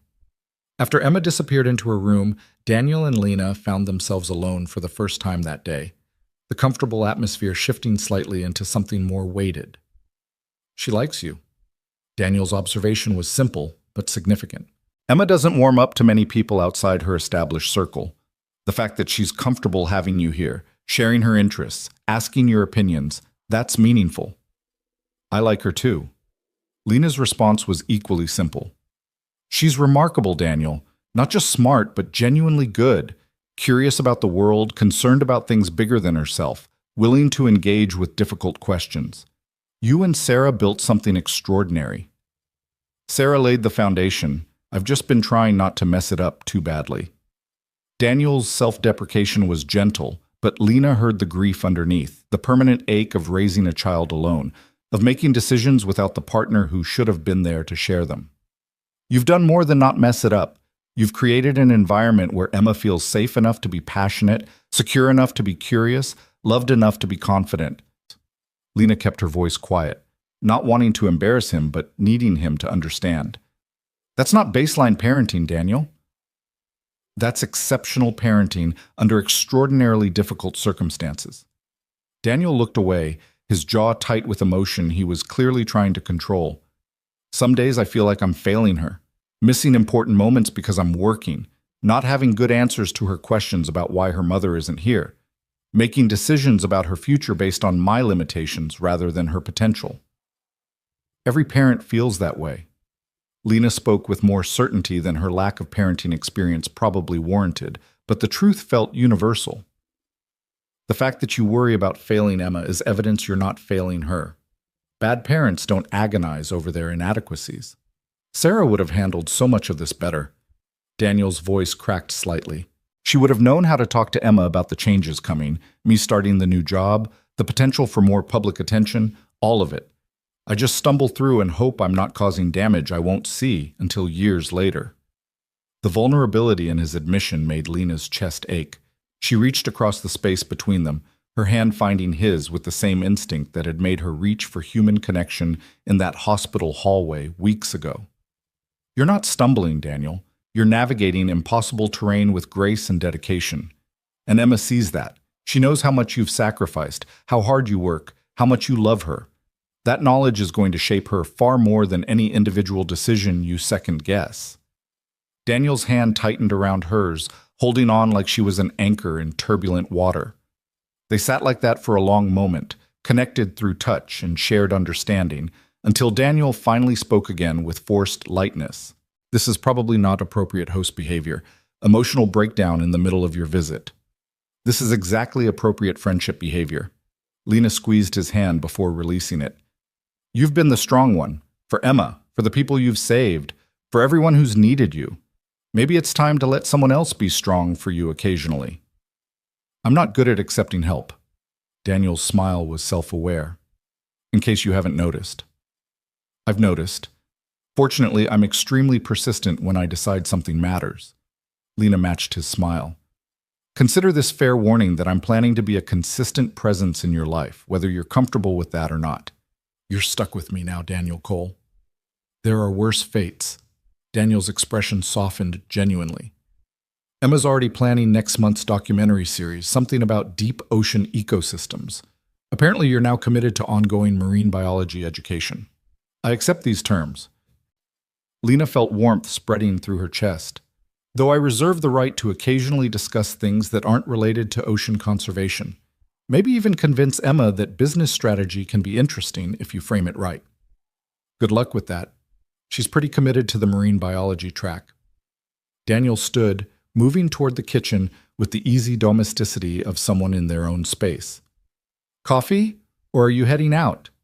Lena checked her watch, surprised to find it was nearly 8 p.m. She'd been at Daniel's apartment for almost 5 hours, and it had felt like maybe 90 minutes. Coffee sounds good. I don't have anywhere urgent to be. As Daniel prepared coffee with practiced efficiency, Lena reflected on how dramatically different this felt from the conversations they'd had weeks ago. The careful distance, the negotiated boundaries, the constant awareness of debt and obligation. They'd moved beyond that into something more organic, built on genuine mutual regard rather than emergency connection. Daniel returned with 2 mugs, settling back onto the couch with the kind of comfortable proximity that suggested he'd stopped maintaining careful physical distance. I start at the clinic on Monday. First shift is Tuesday evening, 6 to midnight. I'm nervous in ways I haven't been since my first day in combat medicine. That's natural. You're returning to work you care about after years away. The stakes feel high because they matter to you. Lena accepted her coffee, cradling the warm mug. But you're not going in unprepared, Daniel. You've maintained your medical knowledge, you've proven your capability in crisis situations, and you have the kind of practical experience most physician assistants would kill for. You're going to be fine. Easy to say from outside the situation. Daniel's voice carried uncertainty he rarely showed. What if I've lost it? What if the gap between emergency intervention and sustained clinical care is bigger than I'm accounting for? What if I make a mistake that hurts someone because I overestimated my current capabilities? Then you'll handle it the same way you've handled every other challenge, with competence, integrity, and the understanding that perfect performance is impossible, but consistent effort is achievable. Lena set down her coffee so she could face him directly. Daniel, you're going to make mistakes. Every medical professional does. The question isn't whether you'll be perfect, it's whether you'll be good enough to help more people than you harm, whether you'll learn from errors, and whether you'll show up consistently even when it's hard. Based on everything I've seen, the answer to all those questions is yes. Daniel absorbed this silently, his gray eyes distant with thought. Finally, he nodded slowly. Okay, I can work with good enough to help more than harm. That's a reasonable standard. It's the only honest standard. Lena picked up her coffee again. Perfection is a myth people use to avoid trying. You're better than that. Emma emerged from her room with a textbook and a confused expression, clearly seeking homework help from her father. The conversation shifted immediately into math problems and parental guidance, and Lena watched the dynamic with quiet appreciation. Daniel was patient and encouraging, breaking down concepts without simply giving answers, pushing Emma to think through problems herself while providing scaffolding when she got stuck. This was what he'd sacrificed high-profile medical work to preserve, the ability to be present for these small, crucial moments, the homework help, the documentary afternoons, the consistent availability that let Emma know her father was there when she needed him. Lena stayed for another hour, helping with dishes after they ordered dessert, engaging in easy conversation about nothing consequential, and eventually heading home with genuine reluctance. As she left, Emma hugged her goodbye with the unselfconscious warmth that had characterized the entire visit. Thanks for caring about coral reefs, Emma said seriously. Most adults pretend to listen, but you can tell they don't really care. You actually cared.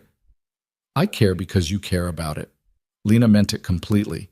And because you taught me things I didn't know. That matters, Emma. Keep teaching people. In her car, driving home through city streets that had become familiar in new ways, Lena felt the weight of something shifting into place. The loneliness that had characterized her life for so long, the isolation she'd built through single-minded focus on corporate success, was dissolving slowly through accumulated moments of connection. Coffee with Daniel. Documentary afternoons with Emma. Learning to see people instead of functions. Building relationships based on mutual care rather than strategic benefit. The board meeting on Monday brought her back to reality with unpleasant force. Charles Morrison had clearly been organizing opposition during the weeks Lena had focused on implementation, and he opened the meeting with a motion that landed like a bombshell. I'm calling for a formal review of CEO performance and strategic direction. Charles's voice was professionally neutral, but Lena heard the challenge underneath. Recent decisions suggest a significant departure from the company's core mission and fiduciary responsibilities. The board has an obligation to ensure leadership is acting in shareholders' best interests. The motion required a second. Richard Thornton provided it immediately, confirming what Lena had suspected. There was organized opposition to her leadership, and they'd chosen this moment to make their move. Marcus, sitting beside Lena as always, went very still. Patricia Chen's expression suggested she'd anticipated this, but hoped it wouldn't happen. The other board members showed varying degrees of surprise, concern, or calculation. That's a serious motion, Patricia's voice carried lawyerly precision. What specific concerns are driving this request for review? Charles pulled out a prepared document, clearly having planned this intervention carefully. Resource allocation towards social initiatives at the expense of shareholder returns. Significant time investment in non-core activities. Personal relationships with employees that create potential conflicts of interest. Decision-making that appears driven by emotional factors rather than strategic analysis. Collectively, these concerns suggest leadership has lost focus on fundamental business objectives. The accusations were crafted to sound reasonable while being devastating in implication. Lena felt anger rising but forced herself to remain calm, strategic. This was the confrontation she'd known was coming, the moment when she'd have to defend her evolution as a leader or lose her position. I'd like to address each of those concerns directly. Lena's voice was steady, professional. First, regarding resource allocation. The initiatives Charles characterizes as social spending are strategic investments in company culture, community relationships, and talent pipeline development. I have data showing improved employee retention, enhanced brand reputation, and increased recruitment success since implementation. These aren't costs, they're investments with measurable returns. She pulled up her own prepared presentation, having anticipated this fight, even if not its exact timing. Second, regarding time allocation, I've restructured my schedule to be more present and less reactive, which has actually improved decision-making efficiency and reduced bottlenecks that existed when I was trying to control every detail personally. Department directors report higher satisfaction with autonomy and faster implementation of strategic initiatives. Marcus was nodding slightly, his expression suggesting approval of her tactical approach. Patricia looked thoughtful, clearly evaluating arguments on both sides. Third, regarding personal relationships with employees, I assume Charles is referring to my friendship with Daniel Cole, who saved my life and subsequently saved the life of another community member at a company event. That relationship has no bearing on business operations and involves no conflicts of interest. Daniel isn't seeking favorable treatment, hasn't leveraged our connection for personal gain, and in fact left company employment to pursue more meaningful work elsewhere. Lena paused, making eye contact with each board member in turn. Finally, regarding emotional decision-making, yes, my approach to leadership has evolved following a near-death experience. I've become more focused on sustainable value creation rather than short-term optimization. I've started measuring success by metrics that include human impact alongside financial returns. If that evolution is emotional, then I'd argue most strategic decisions involve emotional components. The question is whether those emotions are guiding us toward better outcomes or worse ones. That's a convenient reframing. Richard's voice was skeptical. But the bottom line is that shareholder returns have been flat over the past quarter while you've been pursuing these strategic investments in social initiatives. That's not sustainable leadership. That's sacrificing present value for feel-good programs. One quarter is not a trend. Patricia spoke up before Lena could respond. And correlation isn't causation. The market has been volatile across the tech sector. Cross-enterprise's relative performance is actually above industry average when properly contextualized. The debate continued for 2 hours, arguments flowing with increasing intensity. Charles and Richard pushed hard for formal performance review, implying that Lena's judgment was compromised and her leadership was putting the company at risk. Patricia and 2 other board members defended Lena's strategic choices while acknowledging concerns about communication and implementation pace. Marcus, in his role as COO, provided operational data that supported Lena's position. Employee satisfaction was up, customer retention was strong, strategic partnerships were expanding. But he also noted challenges with execution speed and resource allocation tensions that needed addressing. Eventually, exhausted and stalemated, the board agreed to table the motion for formal review pending a 90-day assessment period. Lena would continue as CEO with full authority, but the board would conduct enhanced monitoring of key performance indicators and strategic initiative outcomes. It was a compromise that satisfied no one but prevented immediate crisis. After the meeting dissolved, Marcus and Lena found themselves alone in the conference room, processing what had just happened. That was closer than I'd like. Marcus's voice was quiet. Charles has 3 votes for formal review. His own, Richard's, and at least one other who stayed quiet today but will probably surface if he pushes again. You need 4 votes to maintain CEO position. Right now you have 3 solid supporters and 1 fence sitter. That's not a comfortable margin. I know. Lena felt the weight of it settling on her shoulders. But I also know I'm not willing to compromise the changes I've been implementing just to appease board members who think corporate responsibility is a distraction from profit maximization. If that costs me the CEO position, so be it. That's very noble. Also potentially very stupid. Marcus's voice carried exasperation mixed with concern. Lena, you built this company. You can't just throw it away because you've decided to prioritize different values. I'm not throwing anything away. Lena met his gaze steadily. I'm fighting for what this company should be rather than accepting what it's been. If the board can't support that evolution, then maybe I'm not the right CEO for their vision of Cross Enterprises. But I'm the right CEO for my vision, and I'm going to keep pushing until they either embrace it or remove me. Marcus studied her for a long moment, his expression cycling through concern and calculation, and something that might have been respect. You've changed, fundamentally. The Lena I knew a year ago would have compromised, maneuvered, found a way to maintain power while gradually implementing changes. This Lena is willing to burn it all down rather than pretend to be someone she's not anymore. Is that good or bad? Honestly, I don't know yet. Marcus's smile was slight. But it's definitely more interesting, and for what it's worth, I think you're right about the direction. I just hope you survive long enough to actually implement your vision before Charles manages to organize enough votes to remove you. The warning stayed with Lena over the following weeks as she navigated the delicate balance of demonstrating strong leadership while continuing to implement changes that made some board members uncomfortable. She doubled down on transparency, providing detailed reports on initiative outcomes and strategic rationale for every significant decision.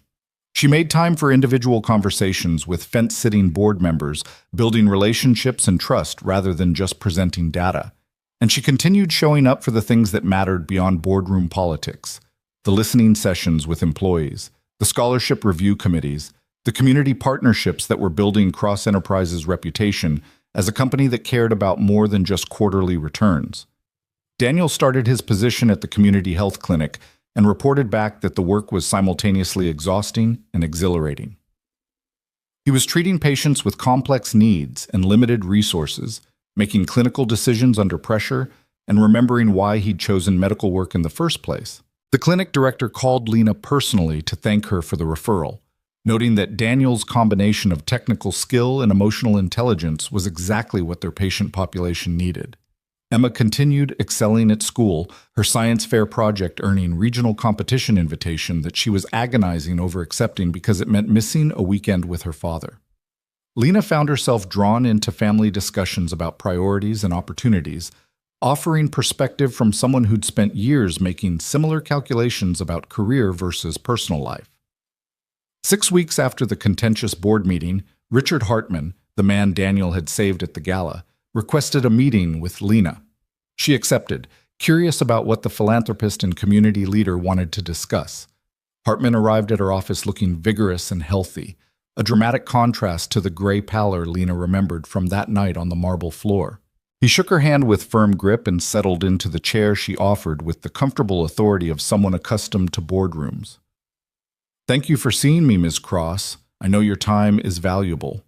Hartman's voice was warm, genuine. "I wanted to discuss something that's been on my mind since that night at the gala. Specifically, Daniel Cole and what we owe him." "Daniel doesn't want public recognition or reward." Lena kept her voice neutral. "I've tried multiple times to properly acknowledge what he did, and he's consistently refused anything beyond private gratitude." "I'm aware.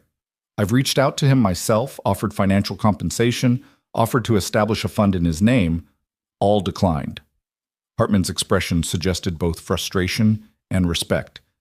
"But I've been thinking about it differently. Daniel doesn't want recognition for himself, but he clearly cares about helping people and supporting his community. What if we honored him in a way that aligned with those values?" "What did you have in mind?" Hartman pulled out a proposal document, sliding it across the table.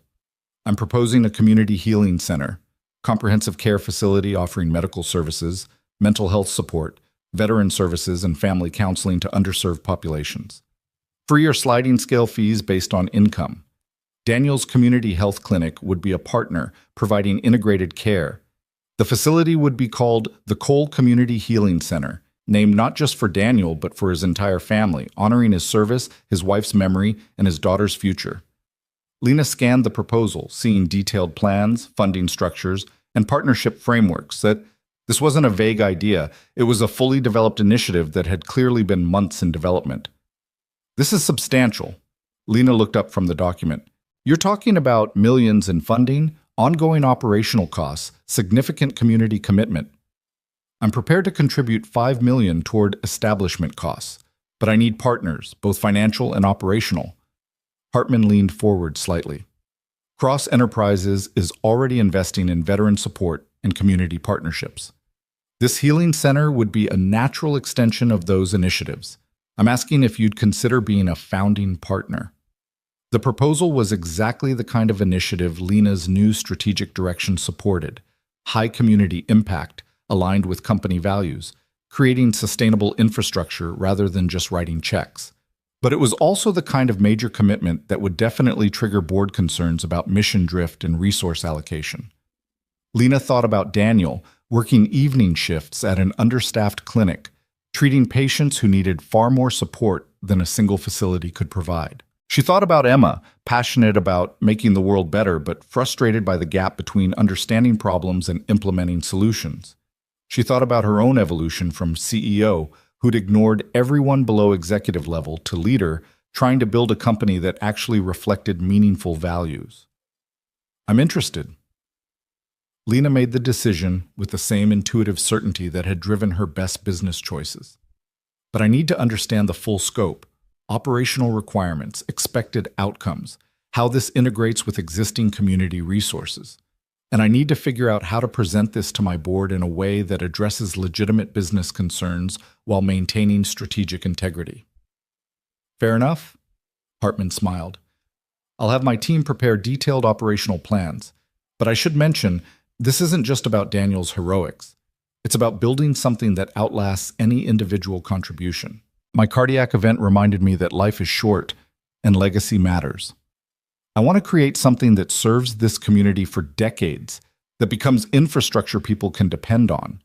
Daniel's actions inspired the idea, but the real honor is building something worthy of what he represents. The conversation continued for another hour, discussing details and possibilities. By the time Hartman left, Lena had committed to preliminary partnership exploration, pending board approval and detailed due diligence. It was exactly the kind of bold, values-driven initiative that would either cement her leadership evolution or provide ammunition for those questioning her judgment. She scheduled an emergency strategy session with Marcus to discuss how to frame the Healing Center proposal for board consideration. His response was predictable. Are you actively trying to get removed as CEO? Marcus's exasperation was evident. Because committing to a multi-million-dollar community health initiative while you're under enhanced board scrutiny seems like an effective strategy for that outcome. I'm trying to build a company worth leading. Lena's voice was calm.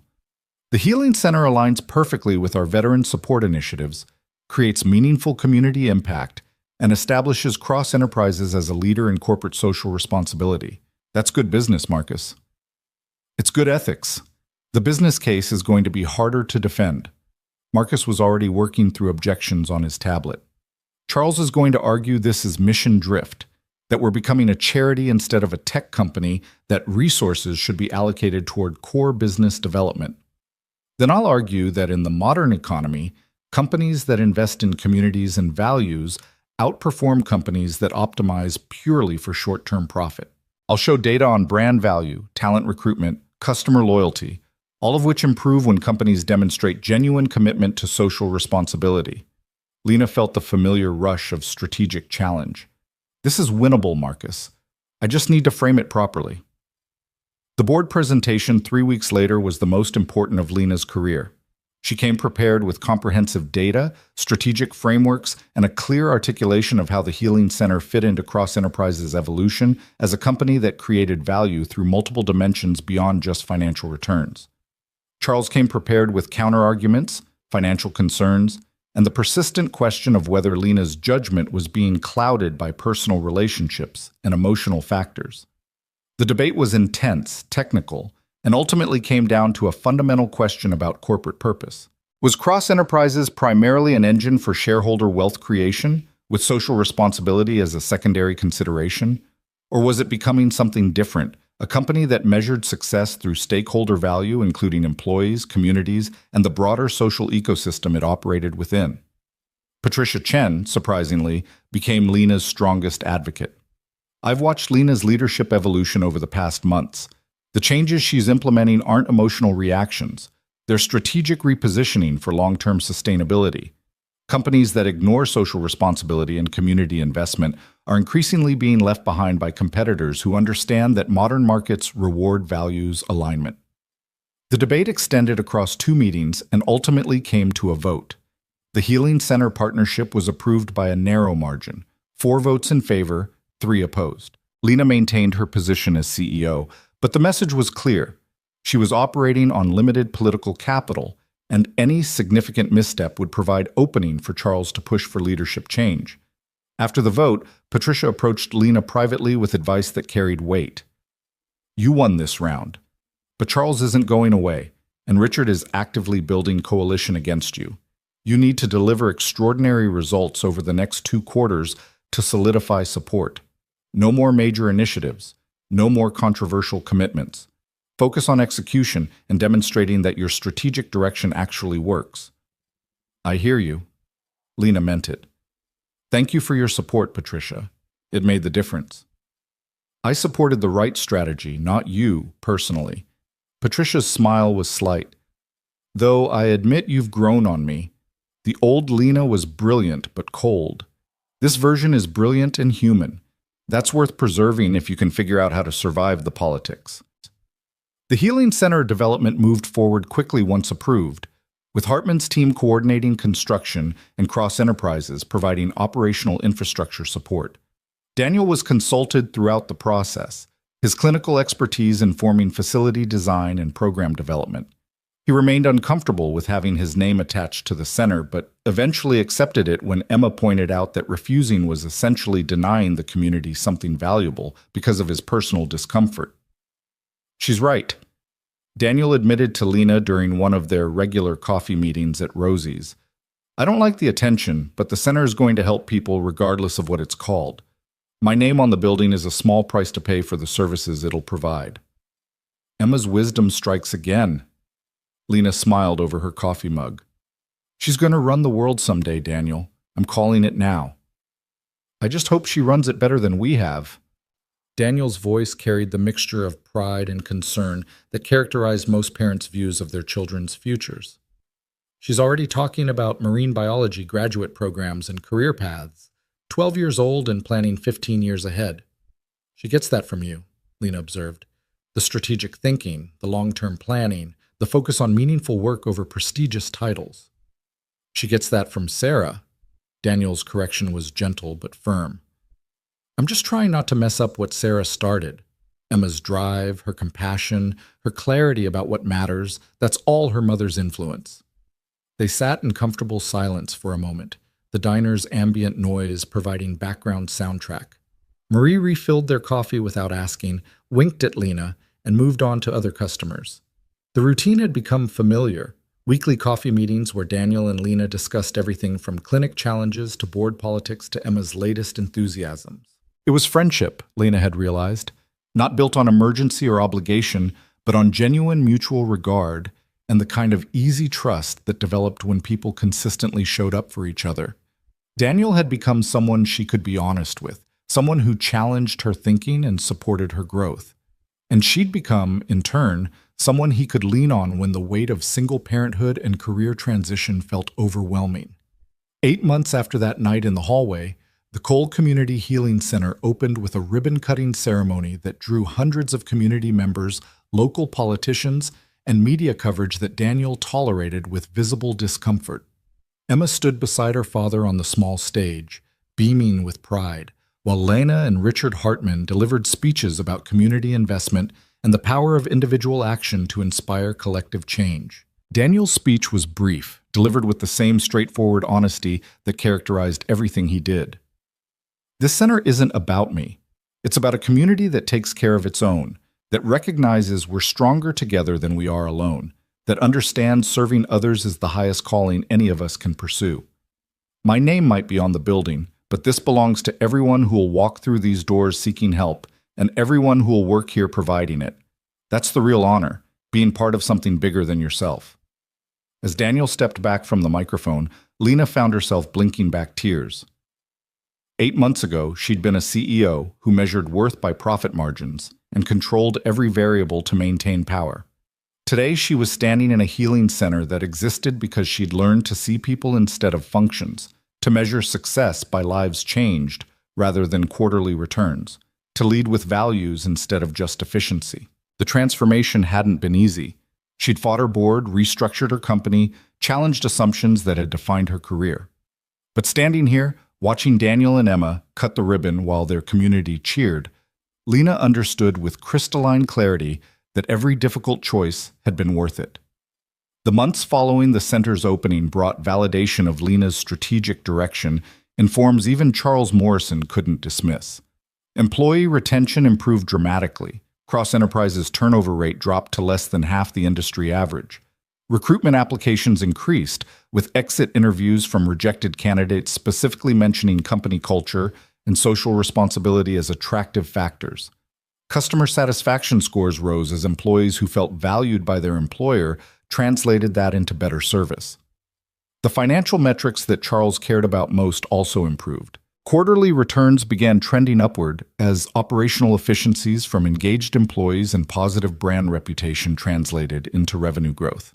Cross-Enterprise's stock price climbed steadily, outperforming industry benchmarks. Most significantly, the Veteran Family Scholarship Program began showing results that even skeptical board members found compelling. The first cohort of scholarship recipients was beginning college, and several had chosen to pursue computer science and engineering with explicit interest in eventually working for companies like Cross-Enterprises. The talent pipeline Lena had invested in was beginning to mature, creating competitive advantage that would compound over years.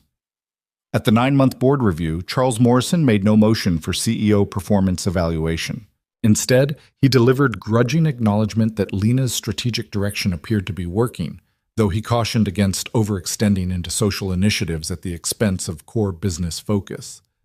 Patricia Chen smiled as the meeting concluded, catching Lena's eye with an expression that suggested vindication.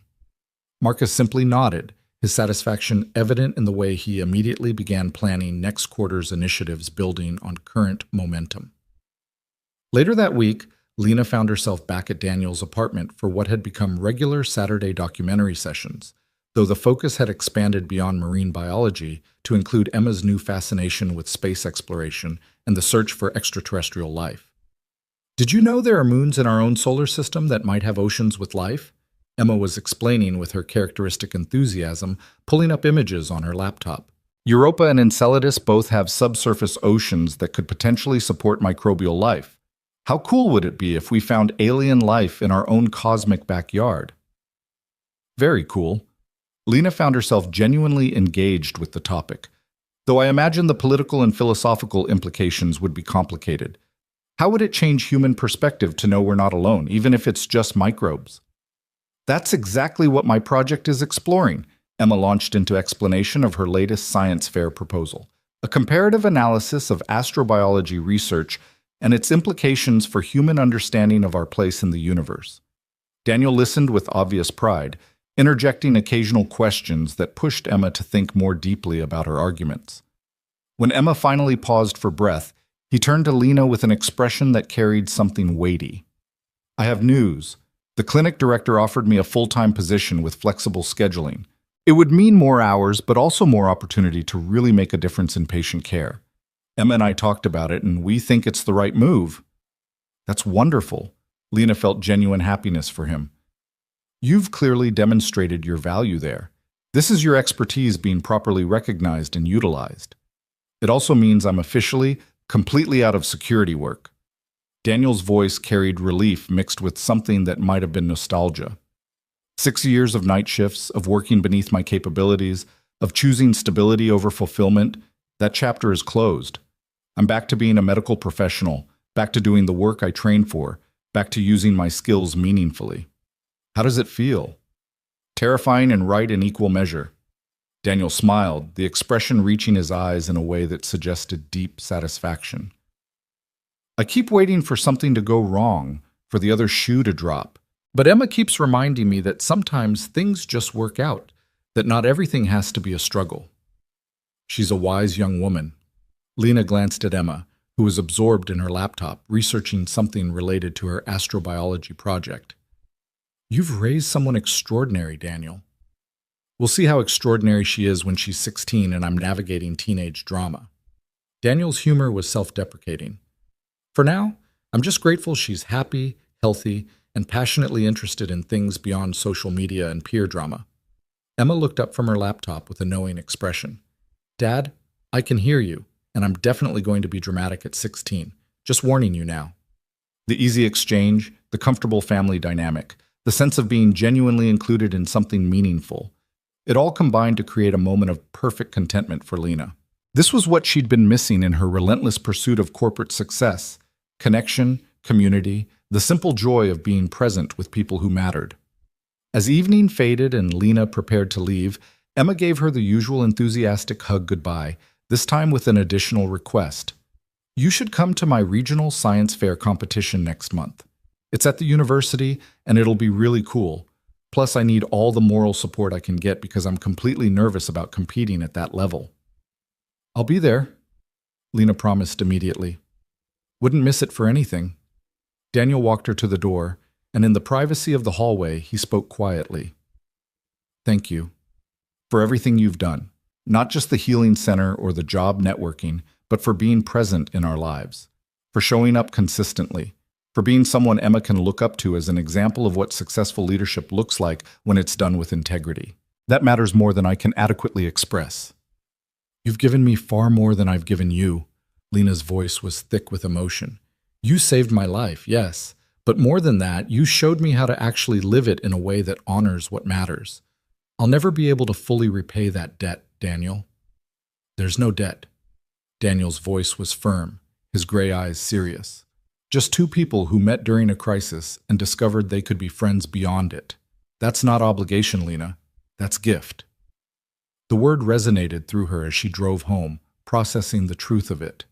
She'd spent so long thinking in terms of debts and payments, of transactions and strategic benefit, that she'd almost missed the simple reality.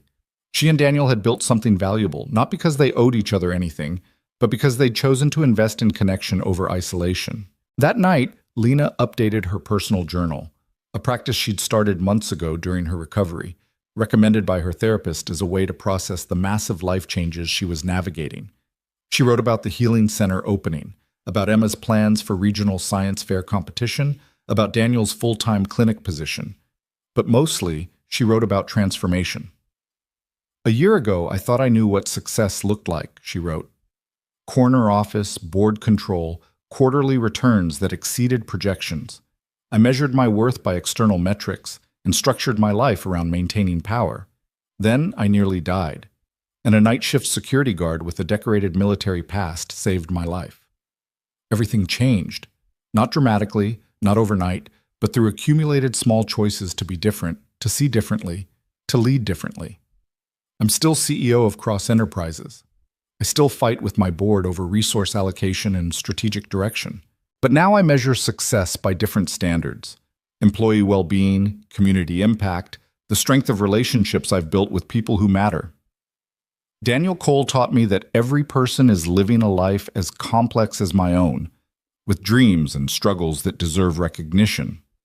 Emma Cole taught me that passion and purpose can coexist with pragmatic planning.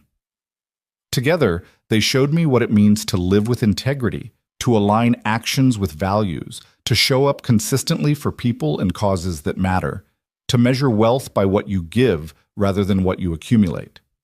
I'm still learning, still making mistakes, still fighting battles with board members who think corporate responsibility is a distraction from profit maximization. But I'm learning as the person I want to become rather than the person I thought I had to be. And that finally feels like the right definition of success. The annual shareholders meeting 3 weeks later brought the ultimate test of Lena's transformed leadership. She stood before hundreds of investors, analysts, and stakeholders to deliver the year-end report and vision for the future. The financial metrics were strong, revenue growth, expanding market share, stock appreciation. But Lena chose to emphasize different measures of success. This year, Cross Enterprises evolved beyond being just a technology company pursuing market dominance. We became a company that creates value through multiple dimensions. Financial returns, yes, but also employee well-being, community investment, and the kind of stakeholder relationships that build sustainable, competitive advantage. We launched a veteran family scholarship program that's already creating our talent pipeline for the next decade. We partnered with community organizations to create healthcare infrastructure that serves underserved populations. We restructured our internal culture to recognize that the people who clean our floors and secure our buildings are as essential as the people in corner offices. And in doing so, we've become a stronger company by every meaningful metric. Our employee retention is industry-leading. Our brand reputation has never been higher. Our innovation velocity has increased as engaged employees bring their full creativity to work. The question isn't whether values-driven leadership works. The evidence says it does. The question is whether we'll have the courage to continue this evolution rather than retreating to the comfortable mediocrity of pure profit optimization. The applause that followed was substantial, though Lena noticed Charles Morrison and a few others remained seated with carefully neutral expressions. The shareholder vote that followed, a confidence measure in current leadership direction, passed with 73% approval. Not overwhelming, but sufficient to silence immediate challenges to Lena's position. After the meeting, multiple shareholders approached Lena to express support for her strategic direction. Several specifically mentioned the Healing Center and Veteran Scholarship Program as reasons they'd maintained investment despite opportunities elsewhere. One elderly woman with shares she'd held since the company's founding gripped Lena's hand with surprising strength. "My grandson is a Marine veteran. He struggled for years finding work that recognized his skills and leadership experience. Your Veteran Employment Initiative helped him land a position that actually uses his capabilities. I want you to know that matters to me more than quarterly return percentages. Keep doing what you're doing, Ms. Cross. Some of us remember that companies used to see themselves as part of communities, not just profit engines." The endorsement stayed with Lena as she navigated the reception that followed, making small talk with investors and fielding questions about strategic direction. She caught Marcus's eye across the room and saw his smile. Genuine satisfaction that their work was being validated in the form that mattered most. Emma's regional science fair competition arrived with spring weather and university campus filled with brilliant young students presenting sophisticated research. Lena attended with Daniel, watching Emma set up her expanded astrobiology project with the kind of nervous energy that preceded any important performance. The competition was fierce. High school students from across the region presenting work that would have been impressive at undergraduate level. Emma held her own, fielding judges' questions with confidence born from genuine understanding of her material. When results were announced, she placed third in her category, earning a small scholarship and significant encouragement from judges who praised her interdisciplinary approach. Third place is amazing. Emma's excitement was infectious despite not winning first. The projects that beat me were legitimately incredible. One was about antibiotic-resistant bacteria, and the other was engineering-focused water purification. I'm totally fine losing to projects that good. Daniel pulled his daughter into a hug, his pride evident in every line of his posture. You were outstanding up there. The way you handled that judge's question about statistical significance in astrobiology research, that was graduate-level thinking, Emma. As they walked back to the parking lot, Emma, between her father and Lena, chattering enthusiastically about projects she'd seen and judges she'd talked to, Lena felt a profound sense of rightness. This was family, even if not by blood or formal definition. This was what mattered, being present for people you cared about, celebrating achievements regardless of their scale, building relationships through consistent showing up.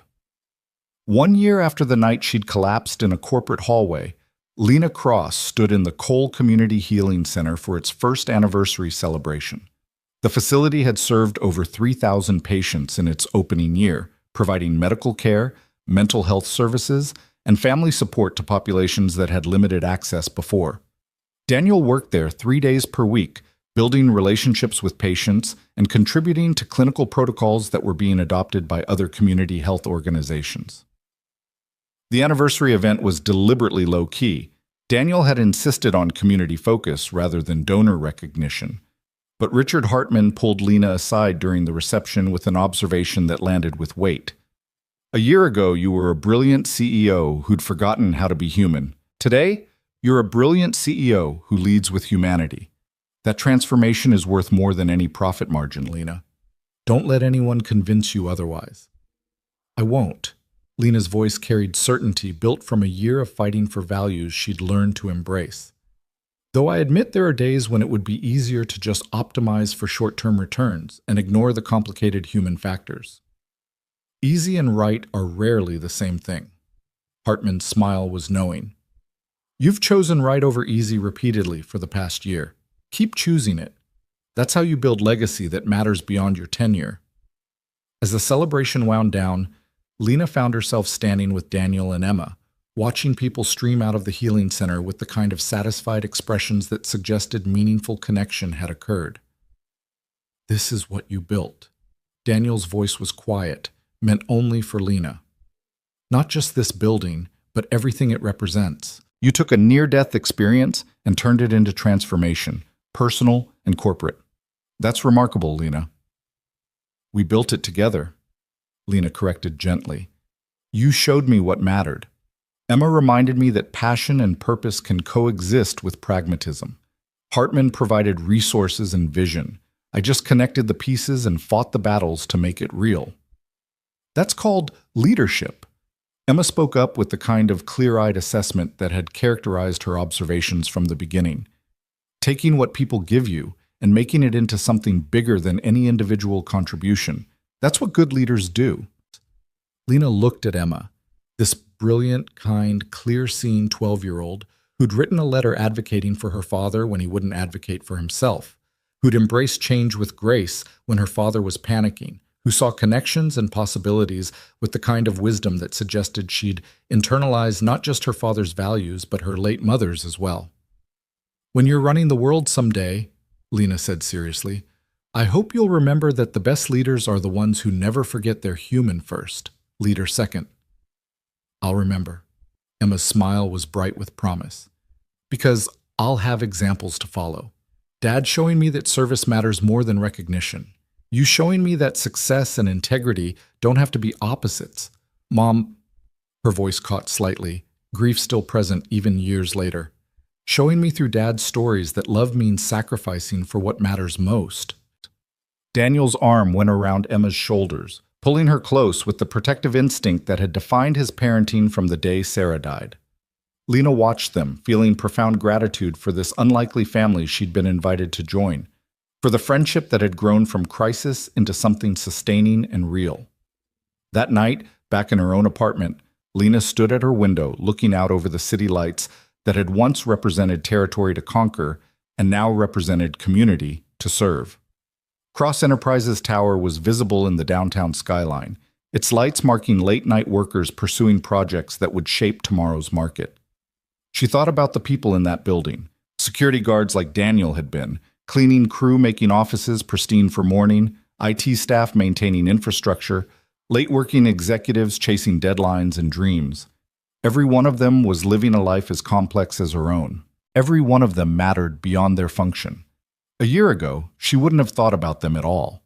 Today, she could not think about them. That shift in perspective, that fundamental reorientation from seeing positions to seeing people, was the real transformation Daniel Cole had sparked by refusing to let her die alone in a hallway. The scholarship applications for next year's cohort sat on her desk, waiting for review. The board meeting agenda for next month included discussion of expanding the Healing Center model to other communities. Her calendar showed coffee with Daniel next Tuesday, Emma's spring concert next week, listening sessions with facilities workers the week after. Her life looked nothing like it had a year ago. The metric she measured success by had changed completely. The person she was becoming bore little resemblance to the person she'd been. And for the first time in her entire adult life, Lena Cross felt like she was exactly where she was meant to be, doing exactly what she was meant to do, surrounded by people who mattered and working toward outcomes that would echo beyond quarterly reports. The journey from isolated CEO to connected human being had been difficult, painful at times, and absolutely necessary. Daniel Cole had saved her life with medical expertise that night in the hallway. But the deeper gift was teaching her, through example and challenge and consistent presence, how to actually live that life in a way that honored what mattered. She picked up her phone and sent a message to Daniel. "Thank you for everything, for then, for now, for showing me what it means to lead with heart as well as strategy." His response came quickly. "Thank you for listening, for changing, for becoming the kind of leader the world needs more of. Emma and I are lucky to know you." Lena smiled at her phone, feeling the warmth of genuine connection, the strength of friendships built through mutual care and consistent showing up. Tomorrow would bring new challenges: board politics, strategic decisions, the endless complexity of leading a major company while trying to maintain human values. But tonight, she had this: the satisfaction of a year well spent, relationships that mattered, and the certainty that she was finally measuring success by standards that would sustain her not just through the next quarter, but through the rest of her life. Outside her window, the city continued its endless rhythm, people working, resting, dreaming, struggling, succeeding, failing, trying again. All of them living complex lives that mattered, all of them deserving to be seen, recognized, valued. Lena Cross, CEO of Cross Enterprises, former workaholic who'd nearly died alone, current friend to a combat medic and his brilliant daughter, closed her eyes and made a promise to herself. She would keep choosing connection over isolation, humanity over efficiency, values over pure profit. Not because it was easy, but because Daniel Cole had shown her it was possible, and Emma Cole had shown her it was necessary, and her own transformation had shown her it was worth fighting for. That, she decided, was the truest measure of success. Not what you built, but who you became while building it, and she was finally becoming someone she could respect.